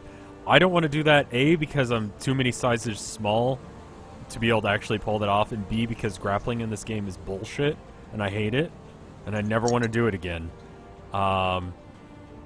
So, instead of that, do I have... Okay, so if I get on deck, which is what I'm going to plan on doing, Sure. if I can actually stand there. Okay, I'm standing up. Anyway, Yeah. fuck. Anyway, do I have... I probably don't have a line of sight on the dragon, do I? Not from this position, you do not. All right. And I'd have to go through a horde of enemies in order to get there. So that's just shit not gonna happen. All right. Well, there's this guy here. There's a dwarf in front of us. Has he been hit at all? Like, is he looking damaged? I don't remember. I'm not gonna elbow drop the dragon, guys. You're gonna have to leave that one be. I'm sorry. It's too far away. I can't elbow drop it from here. Okay, what was your question? I'm sorry. The dwarf that's near us. Has he been injured? Can I tell? I'm looking at this one. It looks fairly uninjured. Okay, so that one is not hurt. Yes. Alarm is not valid in this situation at all. I can cast Firebolt, which might be a good idea. Yeah, let's fucking try that on the dwarf. Okay. So Firebolt is a cantrip, which is nice that they actually gave damage-dealing cantrips in 5th edition. It's a 1d10, and I cast it based on my something or other ability. Bonus spell attack, I guess? It's your spell attack. Roll a d20 and add your spell attack. Okay, so my spell attack bonus is 5, and my d20 that's a d6. Where's my d20? Here it is. Okay. You can roll the d6, that's fine. No, it's okay. I can roll the real dice. And so it's 5 plus 13. Okay, that connects. Okay, and then I deal 10 damage, or 1d10. I don't think there's any, like, extra stuff. There is not. No, not for this spell. And it deals 9 damage. All right. Yeah, you nail it straight in the chest. And Nice. it, I mean, it's, how do I describe it? The actual blast itself almost looks like it pierced straight through it, like has an entry and exit wound from the spell that you cast. It is still standing, but it does take a moment to look at its wound and then look back at you, sort of in disbelief. Okay. You notice that for this entire for the combat that's been happening, your assailants have not really said anything. I mean, the dwarves have not spoken at all. That's a good point. They still can hurt us, right? Has anyone actually gotten hit by them? Jin has. So they're real. Real enough. But I think that's all I can do. I did all of my Keith-related actions, So I'm fresh out of that, so I'm done. Okay. I'm gonna continue the combat with the And I'm gonna go with to the the crew and the dwarves. Meantime, Wenho, why don't you go ahead and take your action?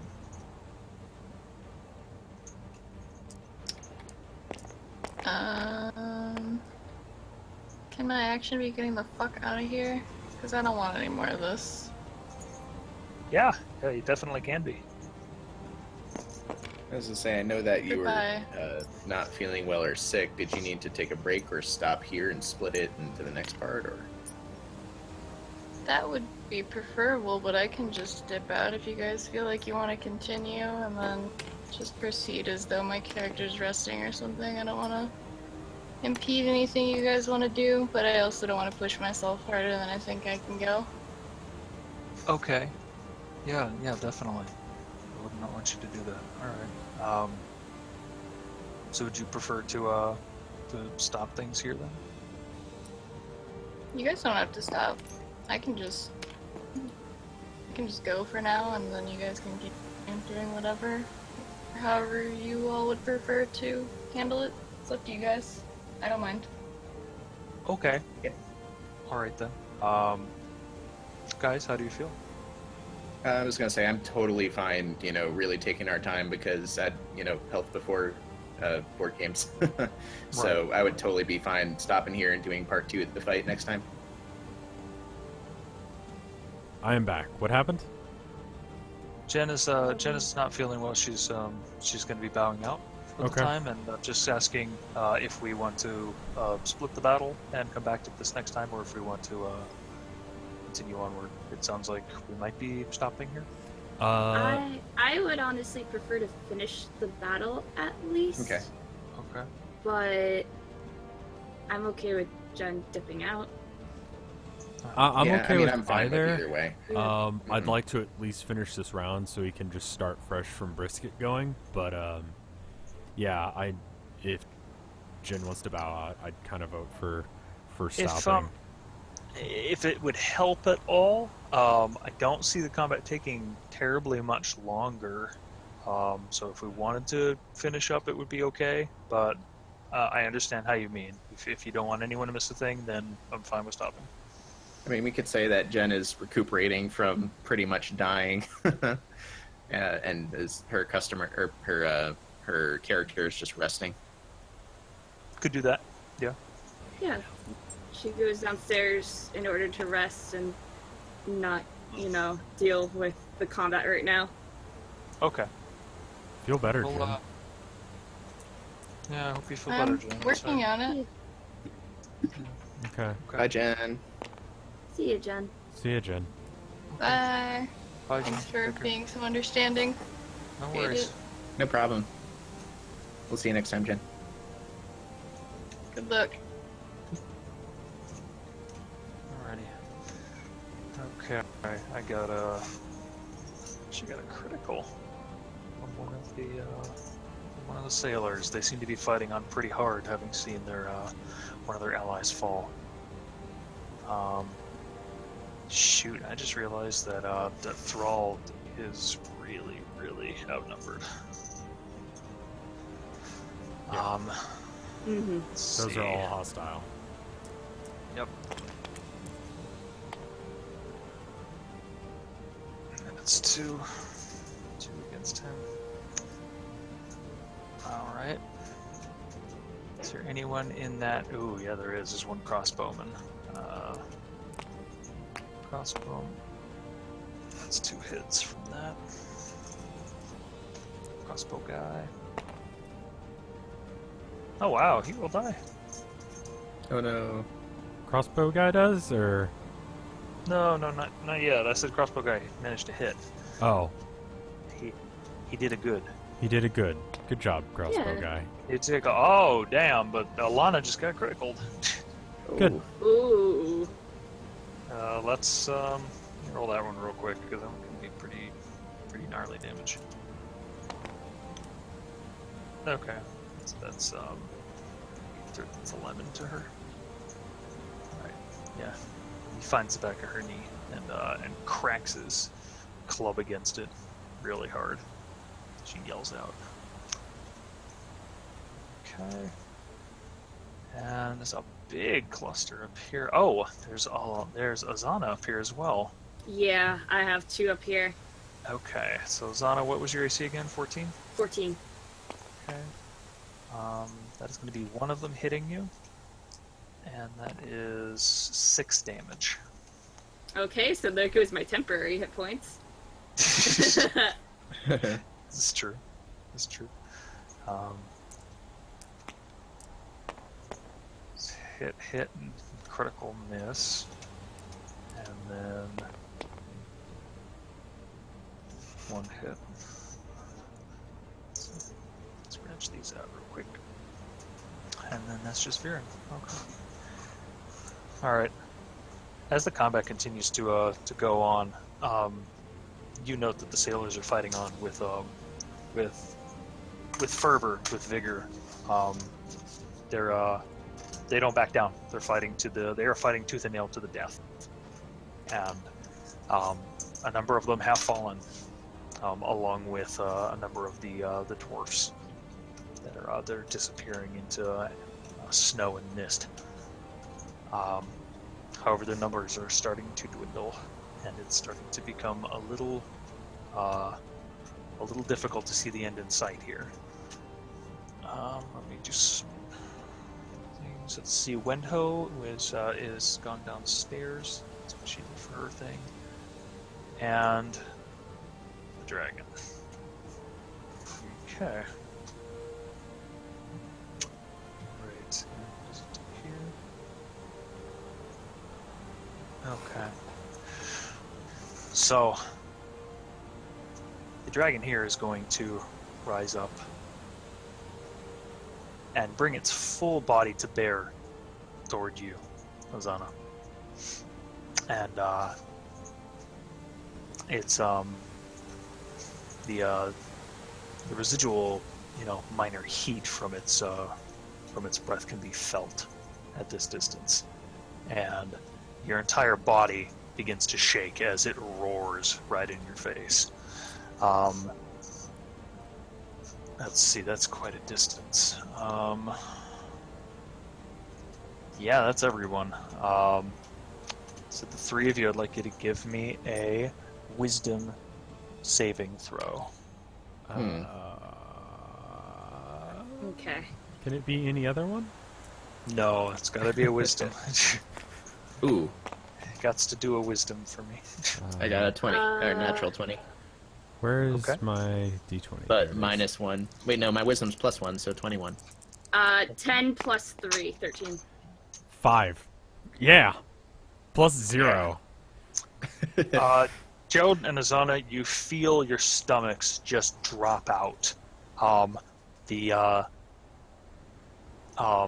moment doesn't feel like it really sank in until the time that the dragon wanted it to. You are frightened of this thing, and at this point, you're able to do another saving throw at the end of your turns, and if you succeed, then it's over. But as for the moment, you are considered frightened. And I believe frightened means you move the hell away from it as fast as you can on your turn. At the end of our turn, you said. At the end of your turn, you can roll. Let's see. A frightened creature has disadvantage on ability checks and attack rolls while the source of its fear is within line of sight. You cannot willingly move closer to the source because of your fear. Okay. So we can still act freely, but we can't go towards it. Freely. right, you can't move toward it, and you have disadvantage. It does not mean you can't attack it. It just means that your aim is shaky because you are literally shaking in fear. Sure. Okay. So Okay. Alrighty. And disadvantage works by you roll 2 dice and you take the lower of the 2 rolls, right?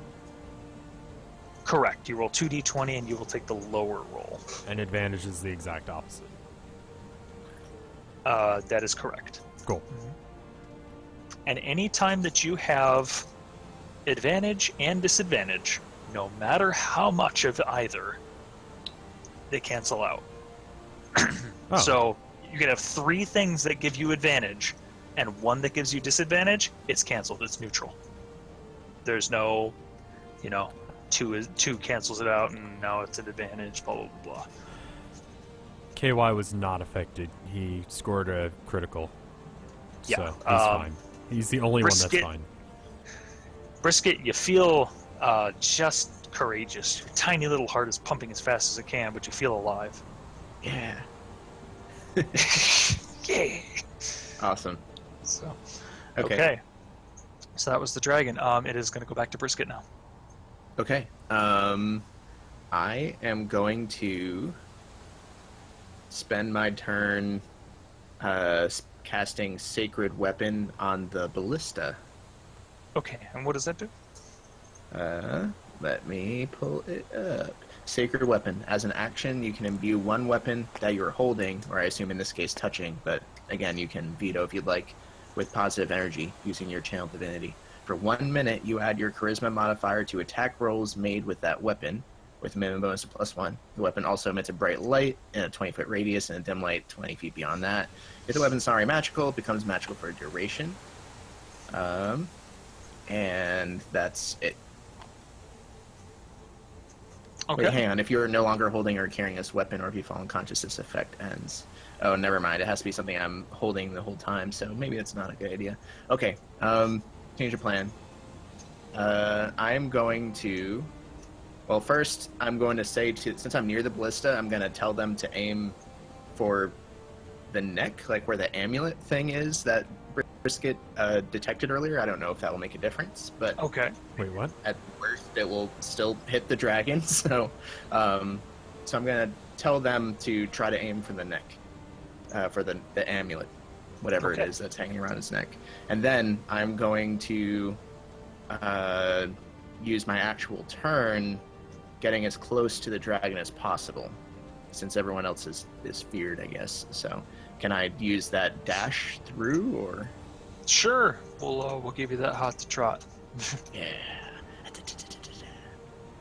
All right. I went all the way up the post there just to get there. So that was my hot to trot. Do I still have an action left? That would have been for... Oh, wait. Did you cast a sacred weapon? No, I did not cast Sacred Weapon because I realized I had to be in constant touch with that thing. Okay. All right, then. No, that's fine. If you hadn't done an action, then... Oh, wait. You did a dash, though. Your dash was your thing. Your hot to trot is when you do a dash. Dash, disengage in combat, but ran all fours, increase the speed by 10 for the turn. Okay. So so that allowed you to move all the way up to where Azana is, but that will be the end of your turn, if that's the case. Okay. Fine by me. Okay. All right. Azana. All Shaking in right. your boots.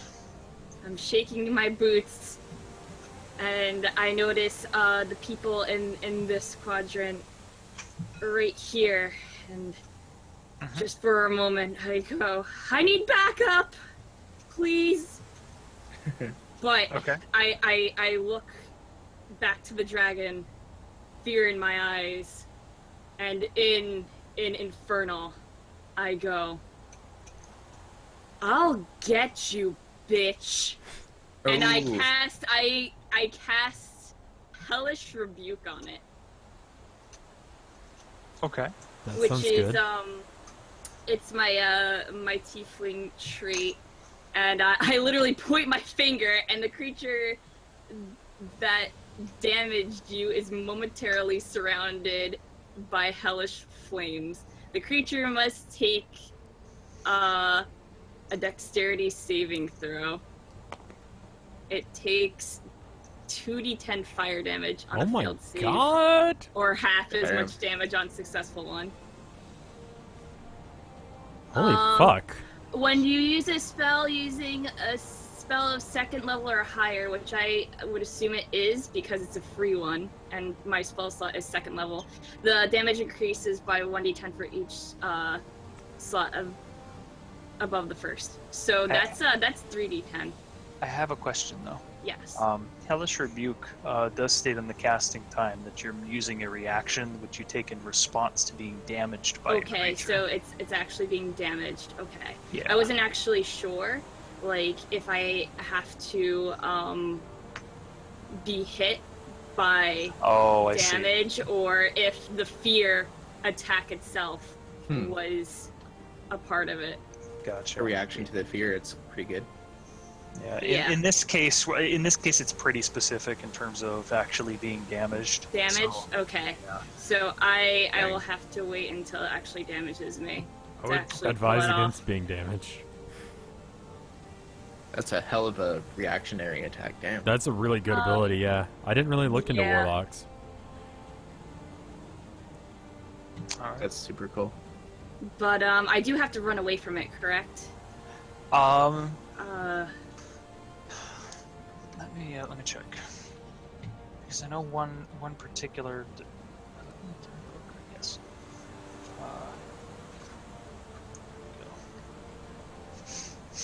We're not going to seduce the dragon.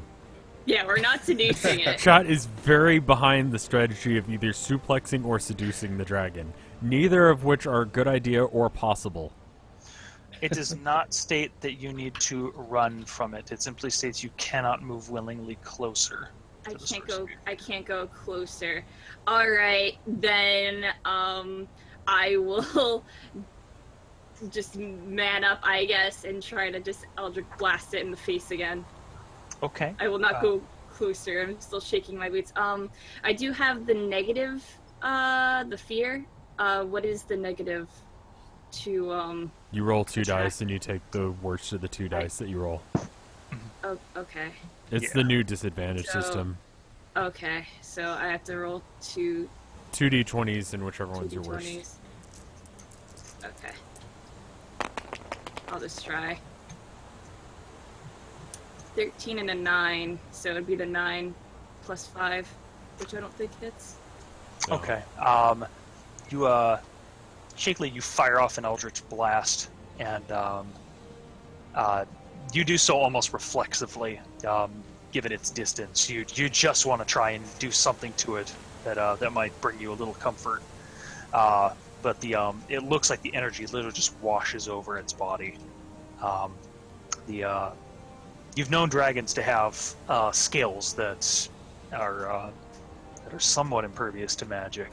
You're not certain what happened, but it just seemed to slide off of it. It's fearful. You basically just didn't do anything to it. By the way, that's not me saying it's invulnerable. Okay. And then I have to roll to not be afraid anymore. Another wisdom. Yes, at the end of your turn, you will roll and see whether or not you break out of it. Okay. What'd you get? I got a 2. Nope. 2 plus 3, so nope. Okay, so you're still frightened. Yes. All right. Okay. So the dragon continues to stare you down, Azana, and it gets so close that it looks like it could just reach out and grab you with its jaws.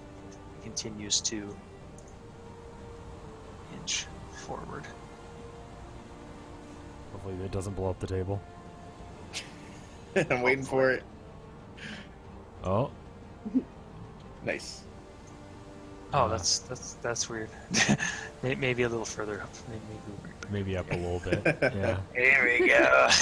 Here we go. For extra effect, go into first person and go right behind Wenho. How do you do that? Or not Wenho, Az. Right click and then camera or something. I'm trying to find it. Oh, I don't remember. Sorry. Oh well. All right. Check something real quick. Oh my god. Oh, this is gonna be cool. Okay. Alana delivers a swift boot to this dwarf down here. Kicks him down as she runs up the stairs, and moving up to the to where the helm is. She steps kind of next to you, Brisket. Just assume that she's standing, and her saber points out over the helm. She says, "Get the hell off my boat!" As she fires another scorching ray. But as she does so, something weird happens. and you hear this dramatic popping sound, as if something has gone weirdly wrong. I've never had to do this before. Let's see if this does anything interesting. Huh. That's not a good series of words Oh, to come out of your so mouth. I exciting. think I know what's happening. Maybe Spell failure? I have no clue what's happening. Magic weapon perhaps malfunctioning. Nope. Running out of power, maybe? No.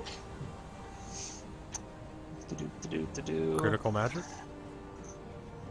You know what? I think it's fun when my players get to roll these sorts of things. What are we rolling? Rev, Yeah.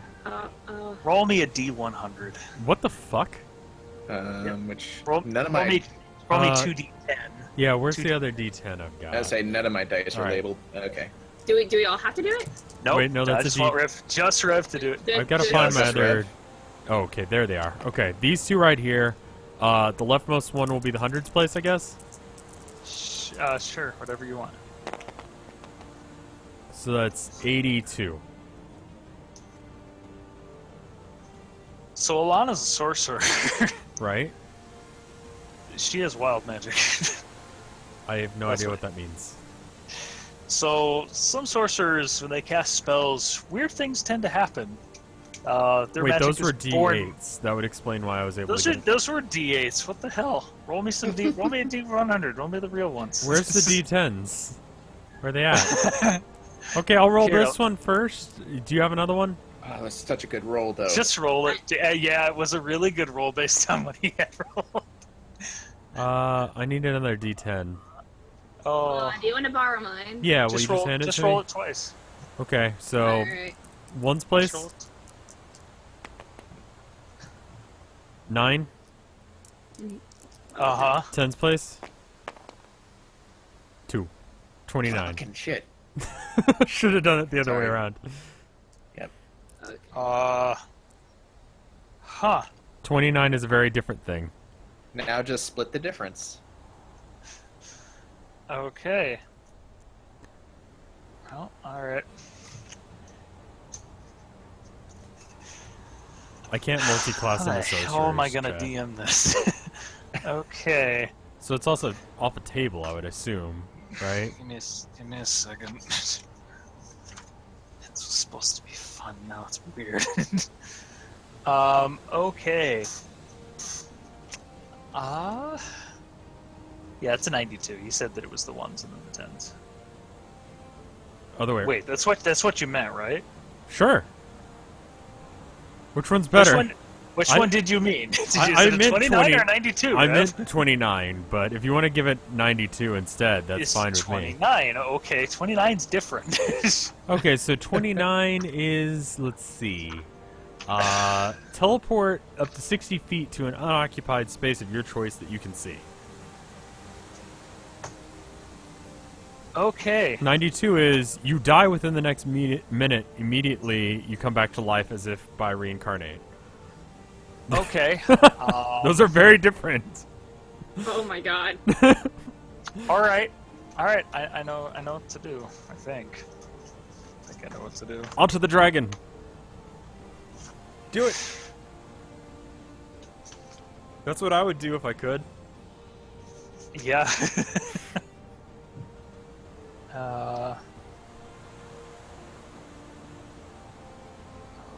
Okay.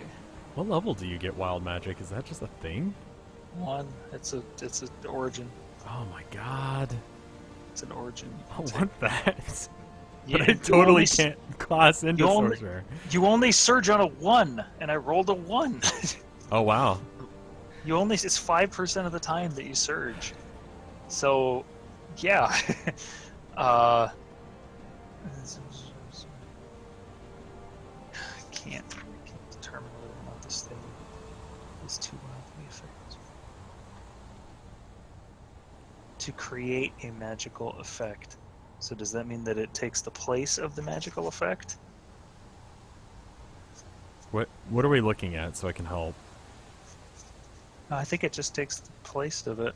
Huh. Okay. Well, alright. So, She points her rapier over the helm and attempts to get her scorching ray. What instead happens is something in the back of her mind kind of pops into life. It's weird how thoughts do that, even in the midst of life-threatening combat. And all she could really think of is how satisfying it would be to jam her sword straight into the mouth of that dragon. Yay! So her willingness to do so manifests as the chaos within the magical weave of this world wraps itself around her and pulls her being from there about 15-20 feet forward and guides her hand as she tries to swing inward to the mouth. I'm just going to roll an attack roll and see what happens. Sure. 18? She hits. Ah, That was awesome. so exciting. She hits. Let me check her damage. Where's her damage at? Okay. Where's my 7? She stabs into the mouth of the dragon, grabbing parts of its tongue, severing parts of its tongue for a strong 9 damage. Yay! The entire upper deck begins to shake as the dragon yells and screams and thrashes as she rips her rapier out of its mouth and manages to cut a few teeth away as she does so. All right, wow. And as the dragon is reeling from that, the ship mage off to the side, Viren, he begins to crackle with energy as he charges up a powerful spell, and he aiming for the very back of the scaly dragon.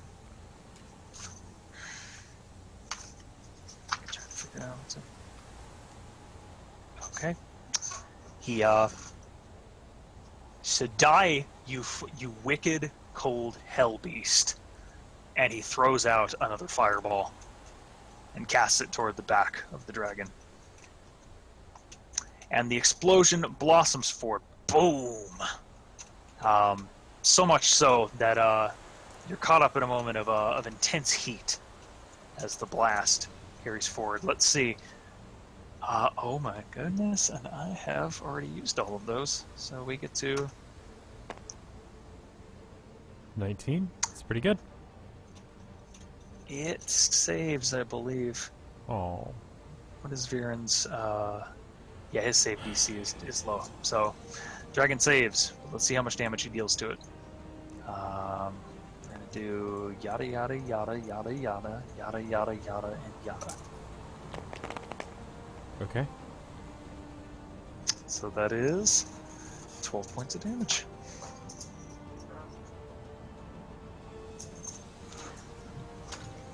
Pretty fucked up at this point. We've done like, what, 60, 70 damage at this point? More than that. You're keeping better track of it than I am. A little bit. The explosion rocks the dragon as its flight path just veers off from the explosion of the fireball, basically singeing its draconic ass. I don't know how else to put it. I'm sorry, that was way too crude, but It's okay. that it swerves off to the side here, and it shrieks, and for the first time since its appearance, it looks less concerned about what it's going to do to you, and more concerned about possibly just trying to get the hell out of the way. So, Thrald is barely holding his own. I'm going to say that they are that all four of these dwarves are doing their very best to try and kill him, and he is just swinging while one of them is hanging onto his neck, and doing his best not to pass out from blood loss. Gerald, we're going to give you one turn here. Okay. Do I have line of sight on the dragon? Yes, and you is do. it within 120 feet? It is within 120 feet. Then I can cast Fireball on it, which I will. Firebolt? Yeah, that one. The Okay. weaker of the two. The less interesting of the two fire-related spells. Okay. Alright, so I roll one, and then I roll another. So this is 14, and then I roll another, because I'm afraid. And so 14 plus, I think it was 5, right? Yes. 14 plus 5. Yeah, okay. That's great. Good work. You hit. Okay, so, and I will do 1d10's worth of damage. Okay. Is this a d10? I have actually no idea. Is there a way to check? I can't get close enough to it to see. You know, if you hover over the die, it usually will state whether or not it's a d20 or not. It doesn't. Oh, No, yours it does doesn't. not. It only does the actual number it's on. Okay. Oh, Is that a that's weird. d10? I think it is. It looks like a d10. that is. Yes, Okay. that's a d10.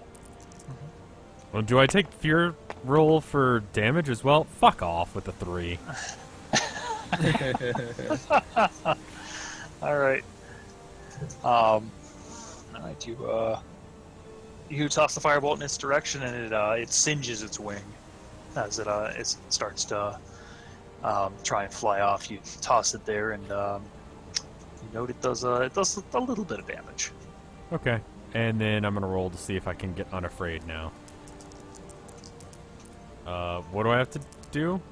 It's a d20, right? It's a wisdom roll. Okay, so 11 then. Okay, you are still frightened of the dragon. That's fine. Okay. So the men that have brought the ballista up are cranking back this enormous weapon, and have loaded onto it a large bolt, almost the size of one of these dwarves that you've been fighting. And they manage to crank it back, and they aim, and they let it loose. And you know what? I'm gonna use this for once. Don't fuck it up. Oh. Did they fuck it up? 17 Oh. 17 plus. Yeah, they hit it. Yay! They hit it dead Yeah. on. Nice. You got a D20, got a D10 over here? D10 is somewhere in this region. Fucks if I know where it went. I Ah, think here it that is. there it is. Thanks, bud. I'm just gonna make a couple more of these. Thank you. I'm gonna just bring these back to my side so I can actually see them. Wow. All right. So they take aim, and you don't know whether it's fear or gusto or just absolute hatred of this beast at this point. But they send that shot flying, and it sinks into the left wing of this dragon, and that truly seems to be what does it for its flight pattern. It just starts to go wide. Oh Ooh. fuck! Yay! The animation. I couldn't help myself. And having taken a huge bolt into its left wing, it'll take its claws and it will rake along the side of the ship as it tries to fly by, tearing into it.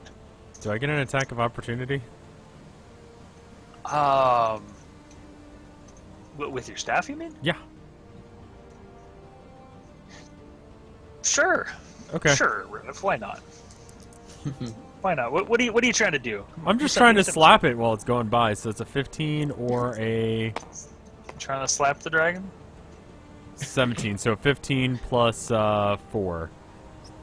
That hits. That does hit. Okay, and then it's what do I have? A D 6. D6 plus 4. Okay.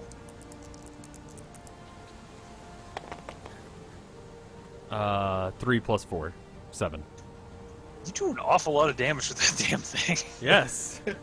And yeah, that's actually a good question because it flies by me as well, would I get an attack of opportunity since I'm right here as well? Me too.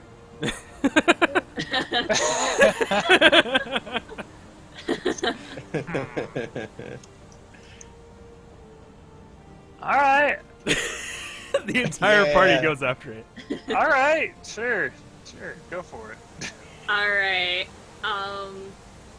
So I have my weapon out. I don't know if I would be able to hit it, because a staff has reach, right? I can try to throw my trident at it. Oh, we could throw Sure. things. I forgot about that. Yeah, this is the thing. All right, go ahead. Go ahead. Try and throw your trident. I just want to look up, for actual throwing, I have to use, Dex, right? Yes. Yes. Well, yes. Yeah, for that. Dex. Okay. Starting to sympathize with the dragon now? So, Fuck off. He almost killed one of us. And multiple friendly NPCs are dead. so Dex is 1 plus 2 proficiency.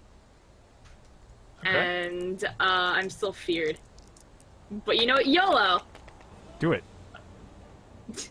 4. 4. Let's hope that's your worst one. Well, I mean, Oh yeah, I mean I have to roll another one, but just in case if you critical don't- miss. Or yeah, that is true. okay. So just And the yeah, 4 then. 16. Yeah. So You throw your trident. It kind of bounces off of its tail. Doesn't really seem to do a whole lot, and it plummets down into the freezing mountains. that's okay. So, Brisket, did you have something you said you were gonna do? Did I get a chance for any kind of melee attack while it flew by? Yeah. Sure, Buzz. Go ahead and give me something. Yeah. Thank you.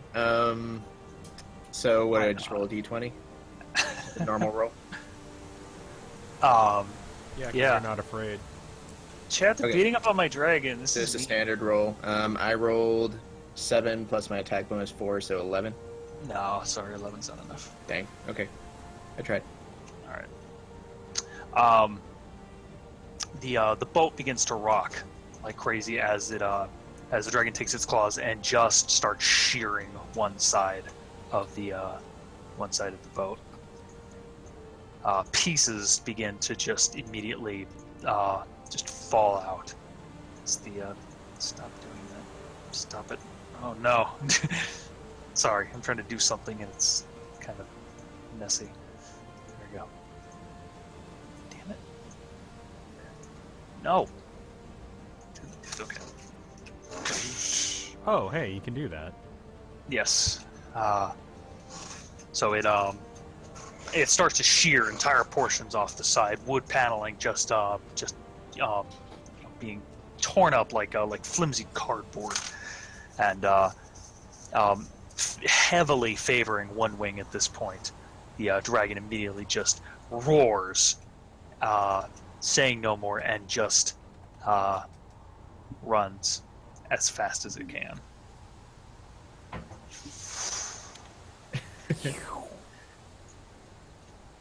What was I hitting? Yeah. Nice. Mountain Dew went flying.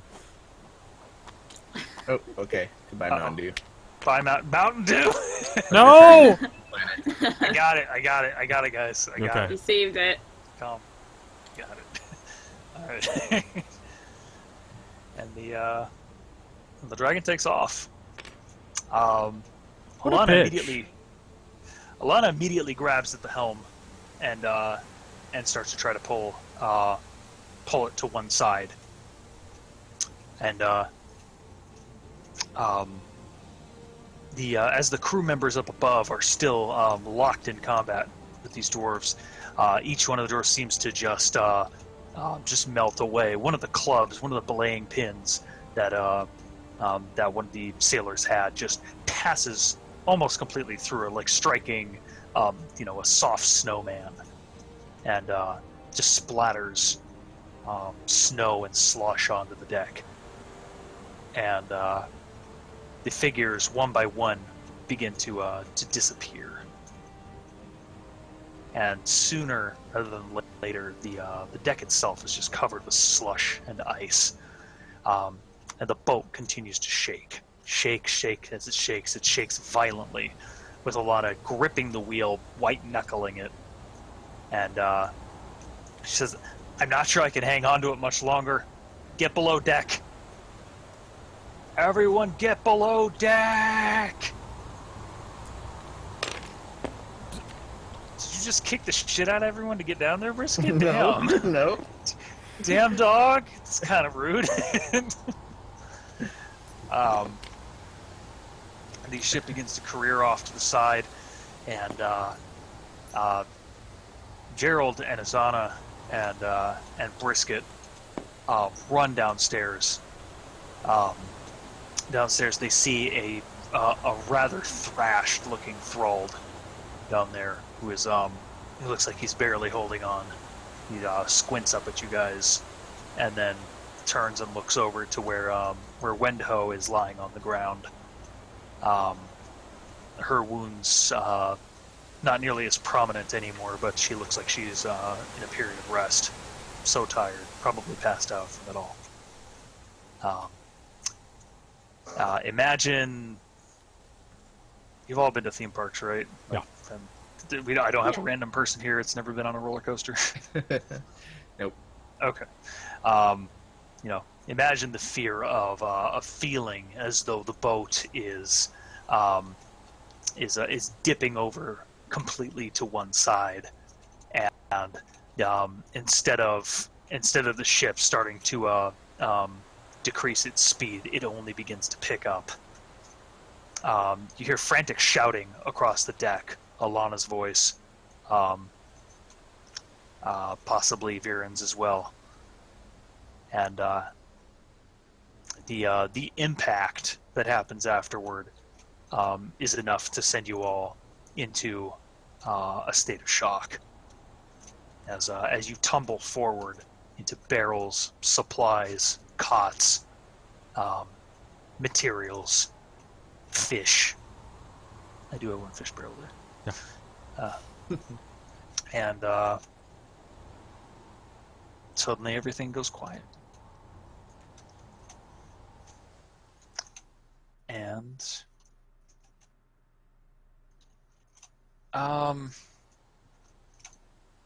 quickly, just to be on the safe side, write down your HPs.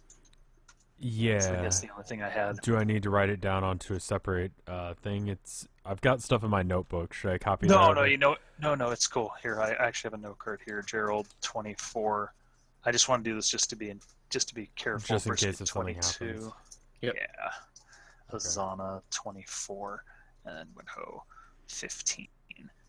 And let me just load this up.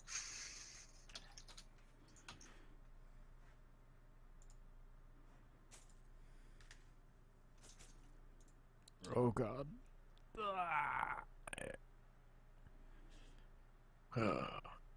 It's doing it. It's trying very hard. Oh, jeez. Oh, This looks really nice. that does look really nice. I mean, excluding the cool. part where everything's on fire. And that's- we're crashing too. Visually, this looks really good.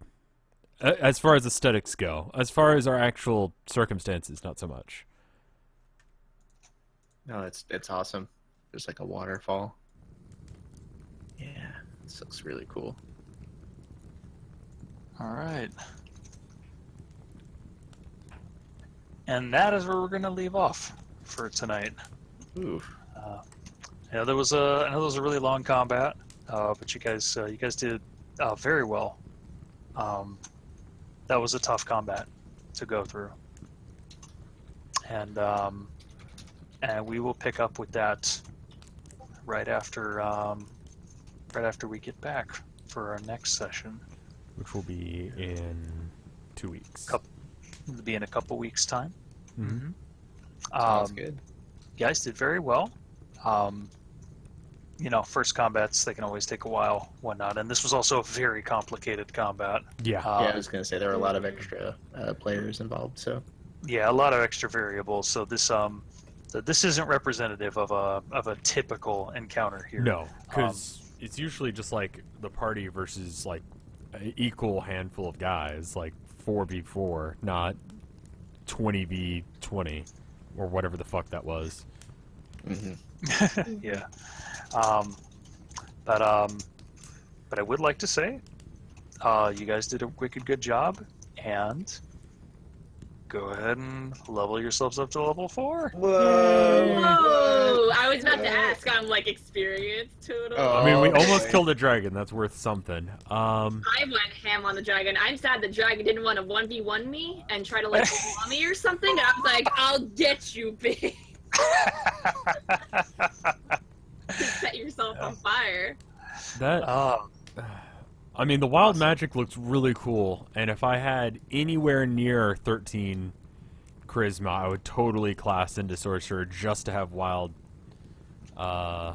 magic, because that was amazing. I love that idea. Even if it's like a rare chance, but I have 8 charisma, and you need at least 13 to class into sorcerer. I basically can't class into anything. I actually was a little annoyed by the sorcerer. I feel like wild magic should come up more often. Yeah. I honestly feel like it should be a cumulative percentage chance, because as it stands right now, you don't ever get a wild magic surge unless you roll a 1, and even if you do, probably like 30 to 40% of the effects on there are just descriptive. It's like you blow bubbles. Yeah. You're like, oh, that's kind of disappointing. I mean, Your I skin guess turns a vibrant shade of 5%. blue. Remove a curse spell that can end. A remove curse spell can end this effect. Like, that's one of them. They're kind of just random. There are a lot of really chaotic ones. Yeah, I mean, at 5%, that sounds really low, but consider how many rolls you're making as a sorcerer, over the course of a campaign. It's bound to happen sooner or later. It's true. Yeah, wild magic surge happens every time a sorcerer casts a spell level 1 or higher. So, inevitably you're gonna get a 1 at some point. I did not expect to get a 1 in that combat. Yeah, that's cool. I honestly almost did not remember that she had wild magic as her thing until I was looking at her sheet here. I was like, oh yeah, I should have wrote that. Oh, yeah. Oh yeah. Okay. Well, I hope you guys had fun. I did. Please take the opportunity to give yourselves another level, which you so rightfully deserve after having done so much thus far in these last 3 sessions. And I was going to say that means ability score increased by 2 scores by 1 or 1 by 2. Or you can take a Or we feat. get a feat. Or you can take a feat. Okay. Well, I have 4 feet already, so. Sorry, it was terrible. Okay, I'm going. Generally speaking, they've made the feats that way it's worth the trade-off, and it's not worth putting 1 point into something unless if it puts you to an even number. So Yeah, I'll have to actually do research on feet and decide if I want to do that. there's a really good YouTube channel called Web DM that I was talking about earlier.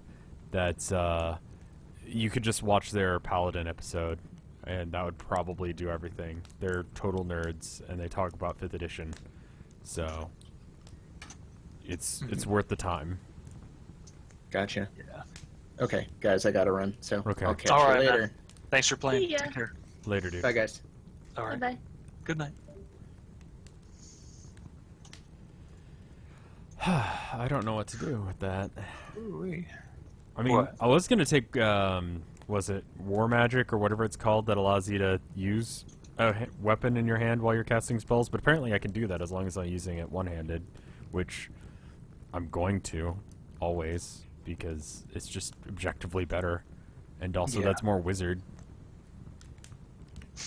You know, Yeah. Yeah, I hear you. Warcaster. There you go. Forecaster. Let me check over the art and turn off the sound effects. The fire and the wind effects were good. Hopefully it wasn't annoying. Same with the music. Let me know if that was annoying or helpful. People have been complaining that I haven't had any sound in the background, and they wanted more of that. I'm hoping by adding the wind, it made it more thing. I don't know Yeah. what to say. Like more dynamic. Ambience. Yeah, just a little bit of ambience. I cranked it up when things were happening and so on and so forth. So it should be ideal, I would hope. There's 3 art, and I should probably check like the D&D tab as well. Yeah. Yeah, it looks like there's 1 new art in the D&D tab. I'm gonna check and see if there's anything just that isn't tagged as well. No, that looks like whatever Yul is doing, and has nothing to do with us. Okay, that's fine. I see 2 things in the D&D thing. I see a thing of brisket, and I have a thing of you. Yeah. But I got that from the. Do I still have? Okay, I still have wind going on. The ambience was good. Okay. It was good stuff. Warcasters for Eldritch Knights. Okay. Let's see. We got one from McSiggy. Let me pull it up. It's a cute brisket. A wizard's hat for wizards. A wizard's hats for wizards. This is from McSiggy, who is drawing when Gerald had a really nice hit as the drive-by happened. I was hoping that would be like last hit, but unfortunately dragons have a shit ton of health. Then we've got this one from Van Bader of Brisket wearing armor. It's pretty good. Nice. We've got one from some other day this week from Renzon, I'm going to go with, of just me wearing a black button-up shirt, which is pretty much what I wear always, so that's about right. And then one more from McDingo, where I'm trying to pull people over by showing them my hairy legs in my summer car, because it's the only way I could get to town was to hitch a ride, but no one wanted to pull over because my legs are hairy and gross. And that is, as far as I can tell, all of the art from today is good. I like the little kitty faces on the paws. That's pretty good.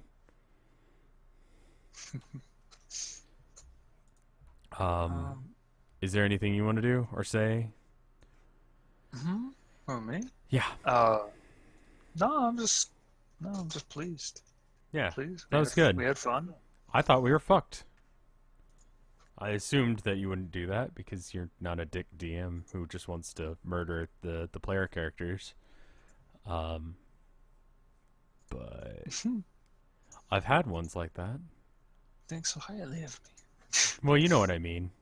If you've ever had a DM that just wanted to murder you, like rather than have like an engaging story, which is what you tend towards, like having a fun time rather than being an asshole, which is a good strategy for DMs.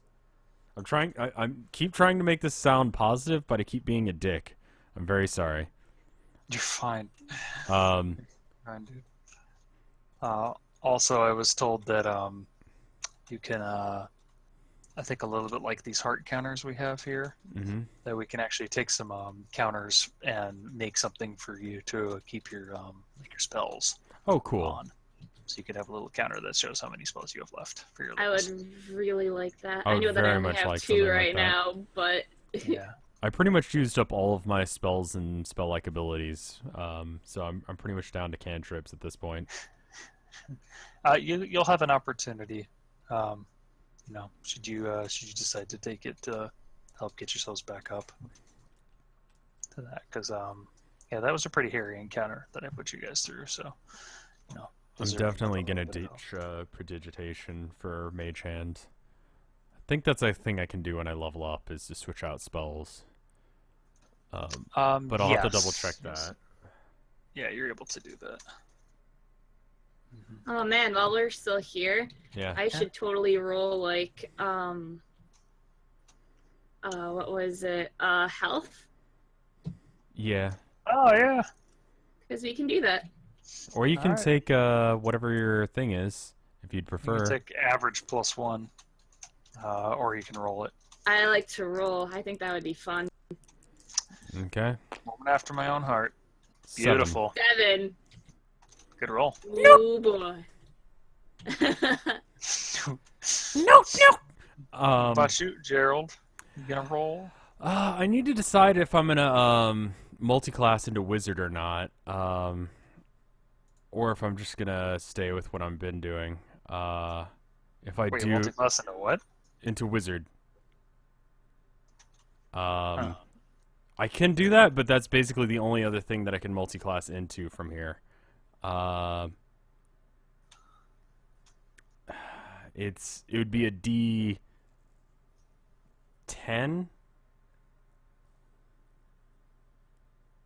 A D10. That would be what it is right now. I don't know what it is for wizards. Wizards are D6. Wizards are D6, so it's a. You know, you've confused people quite a bit for what you're saying. I should point out that it's entirely possible that Gerald is not a wizard. Let's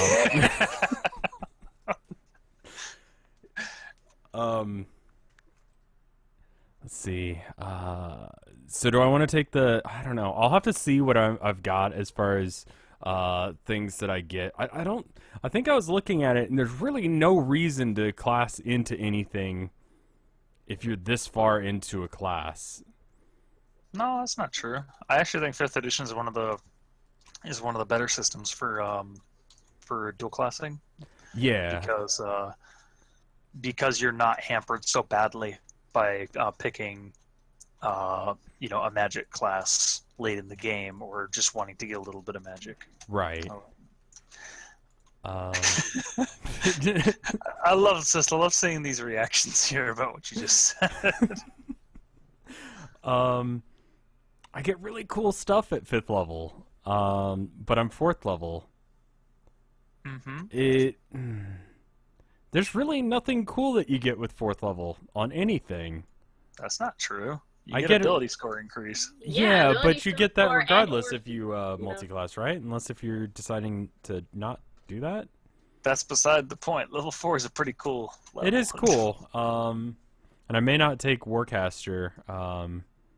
I'd have to double check and see what that is. It could be entirely possible that I'm an Eldritch Knight instead. But I'm playing him as a wizard, which is all that really fucking matters. There is some guy, I don't know who it was, but some guy on the first video called it. He was like, Rev's cheating. He's got too much health. He shouldn't have D10s as his health. And it's like, maybe I'm not a fucking wizard. That's kind of obvious with all of your health. I'm just like, you have more than me, and I'm playing like Warlock that's tanking up on health on purpose. Yeah. Barbarian would be an awful choice. I think it's the only other one I can do. When you said you were going to do your action surge, I was just like, this is kind of cute how he's playing this stuff. I'm wondering how many people are going to catch on that he's taking like 2 or 3. He's like 2 turns plus something else. Yeah. You're like, that's not a wizard thing. Wizards can't second wind. Action surge. What is this? I think you're confused. Yeah, I guess I could rogue, but I don't think that's in his character. He expressly points out that sneaking around is bad. I don't know. I'll have to see. I'll probably keep going fighter then. Yeah, you could just play off the sneak attack dice as though you did something wizardly. Yeah. I hit him with my stack of power. Ah! I got him in the kidney. It was coincidence. The first clue was the second wind. I think there were many clues before that, but the real thing. Plus 4 damage on attacks is. Yeah, plus 4 damage on attacks was ridiculous. Yeah. It's because he's got he's dueling style, which as long as he's holding it with one hand, which is how you would hold a wizard staff, he gets plus 2 damage on damage rolls, plus his strength modifier, so that's plus 4. He also hit harder with melee than with his firebolt. Yes. I don't know. Wizards can.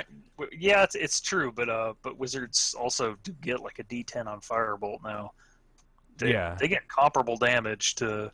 And for ranged, it's pretty damn good. But like that thunder wave was kind of ass, honestly. Maybe it wasn't the right situation, but it didn't do much of anything. The only problem was because I was doing it halvesies kind of theater of mind. The idea was that when I calculated the number of foes there, I was like, okay, he can feasibly hit one of them with the Thunder Wave because, I'm not accounting for the other two that are kind of moving away from him, so on and so forth. So I was like, okay, so he hits one, and it saved against him, so it just did like 4 damage because you rolled butt for damage. Right. And okay. The main portion about Thunder Wave is to be able to push a whole bunch of shit back from you. Right. It's a get off of me spell. Right. Yeah. I mean, so let's see, customization options. I could go barbarian, fighter. I think I can go monk if I decide to take ability points, but there's no real point in doing that aside from being able to punch things.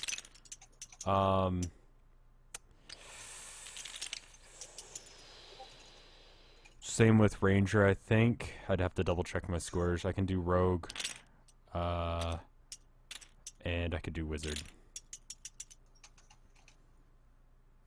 What would have happened if a character broke the chains in one of the dwarves?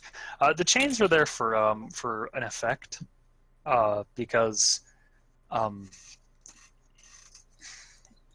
so many monsters here in the monster menu are usually described as having broken armor and things like that. But the AC that I gave the dwarves was comparable to having slightly higher armor, and because I had already come up with the idea of calling them shackled dwarves. I figured, we'll have the effect be the chains that they wear around them, which acts like, low medium tier armor. So, what's Gerald's health again? Yeah, he's got like 33 hit points. Yeah, wizards don't have that. No, I don't think there's a single way you could get that much unless if you stacked Constitution, which I guess you could do as a wizard. So what does additional spell known mean? Because that's the only bonus from leveling up as Eldritch Knight. So you basically another spell that you're able to choose between. Put into your book. Yeah. Right. So doesn't mean I get to cast anymore. Oh wait, I do get to cast one more a day. One first. Yeah, your slot should go up. Okay, I get one more spell known and one more first level spell, and I'll probably switch out one of my cantrips. I think Gerald is very confused about what it is to be a wizard, so I don't see any problem with him being a muscle wizard at all. As far as RP goes, they don't see like I am a fighter class. They just see that they're whatever they call themselves, And I don't think strict adherence to being whatever is a thing, so I think it's fine with him being a fighter that calls himself a wizard. Mm-hmm. Yeah, I'll probably just level up again as Eldritch. I loved the concept when I first heard it. I was like, I want to be a wizard, but I'm actually not going to be a wizard. Yes. I like how the ship wizard is just on fire on the ground. What? The ship wizard is like firmly in the fire. He's directly next to it. He's just sort of laying there in the fire. He fell over. This didn't go well for him. He wasn't having a good day. What is Gerald's alignment? I didn't know what to say on that. I ended up going with neutral good. Lawful neutral might be acceptable if you consider his lawfulness, his adherence to a thing being a wizard. But I don't really play the alignment too heavily.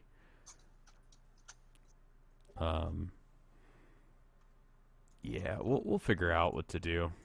I'll roll something maybe at the start of next session. As far as HP goes, I'll think about it. Yeah. All right. Oh, I'm glad you guys had fun. I hope you had fun. Yeah, I did. Yeah. Good. Yeah, I'm gonna let you go. I got a really long day tomorrow. Yeah. But it's that always was fun. Thank you, man. Mm-hmm. Of course. You're welcome. Yeah. You guys have a great night. Good night to everybody. Thanks for watching us and whatnot. It was a lot of fun having you. So, all right. Take care. Goodbye. Bye bye. Good night. I'm gonna go ahead and stop streaming now. So goodbye, everyone. Thank you for watching. Do you want to say anything else, Ima? Bye. Bye. It is. Goodbye.